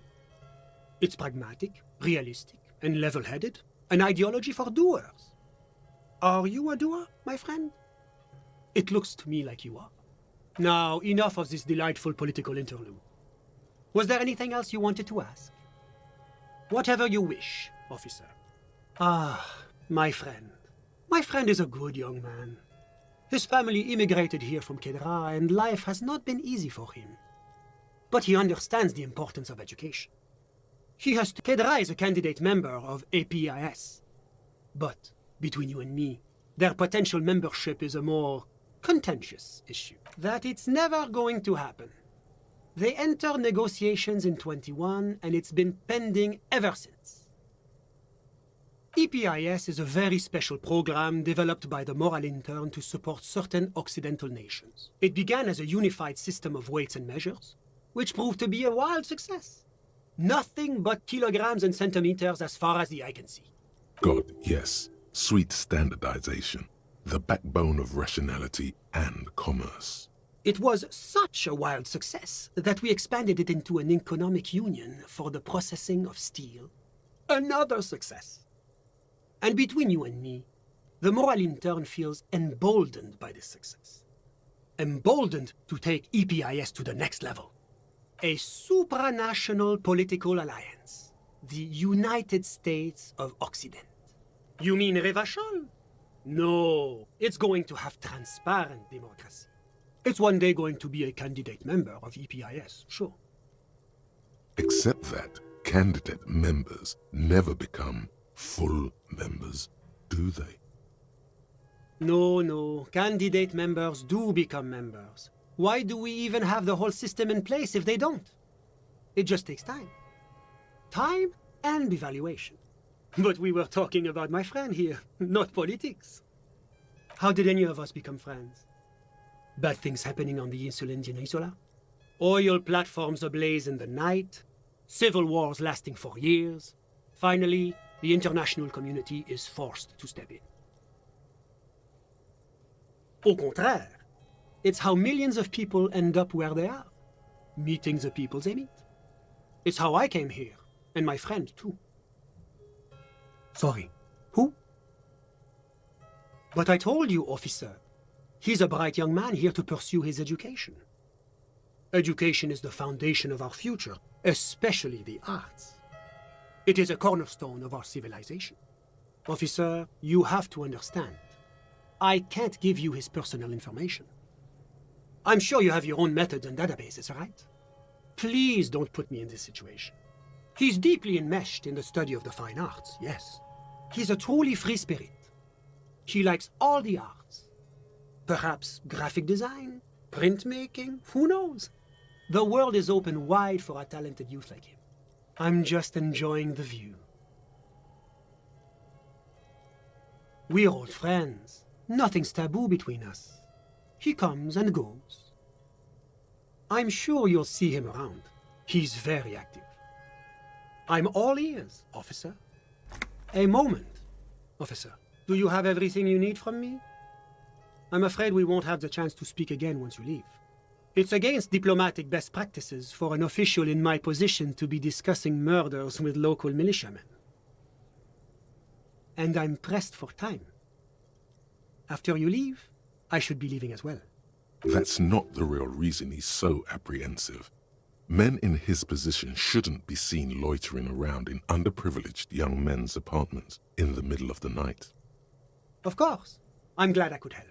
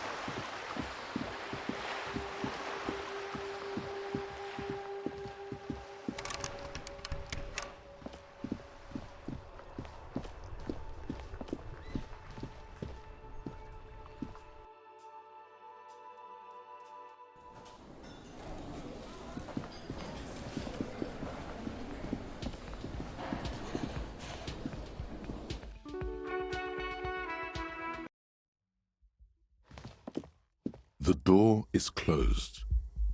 Still nothing.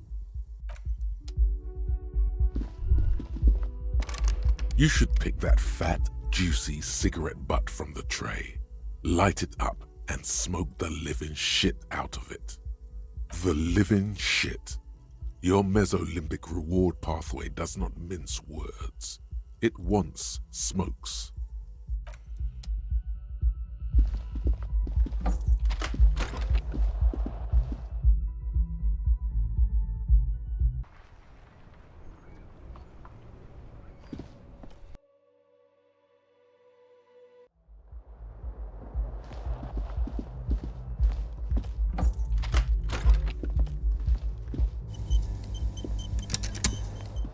The window stands broken in its frame.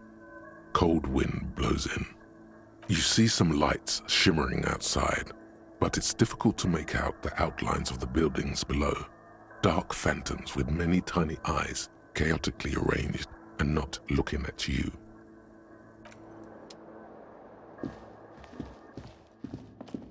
This is not the cleanest bathtub in the world, but it's cleaner than you are right now. Ah, that soap scum smell.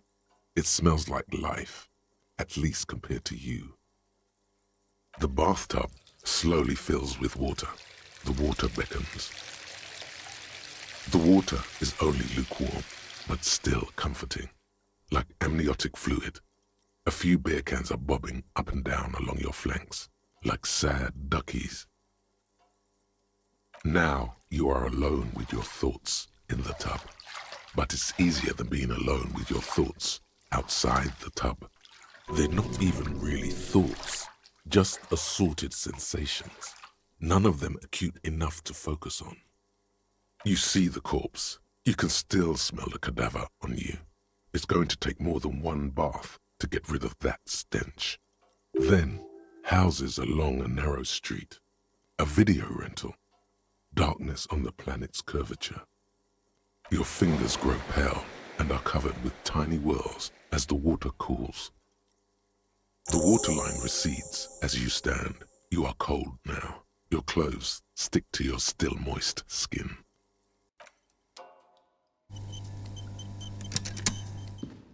A mirror hangs on the bathroom wall. In it, your face, adorned with the expression.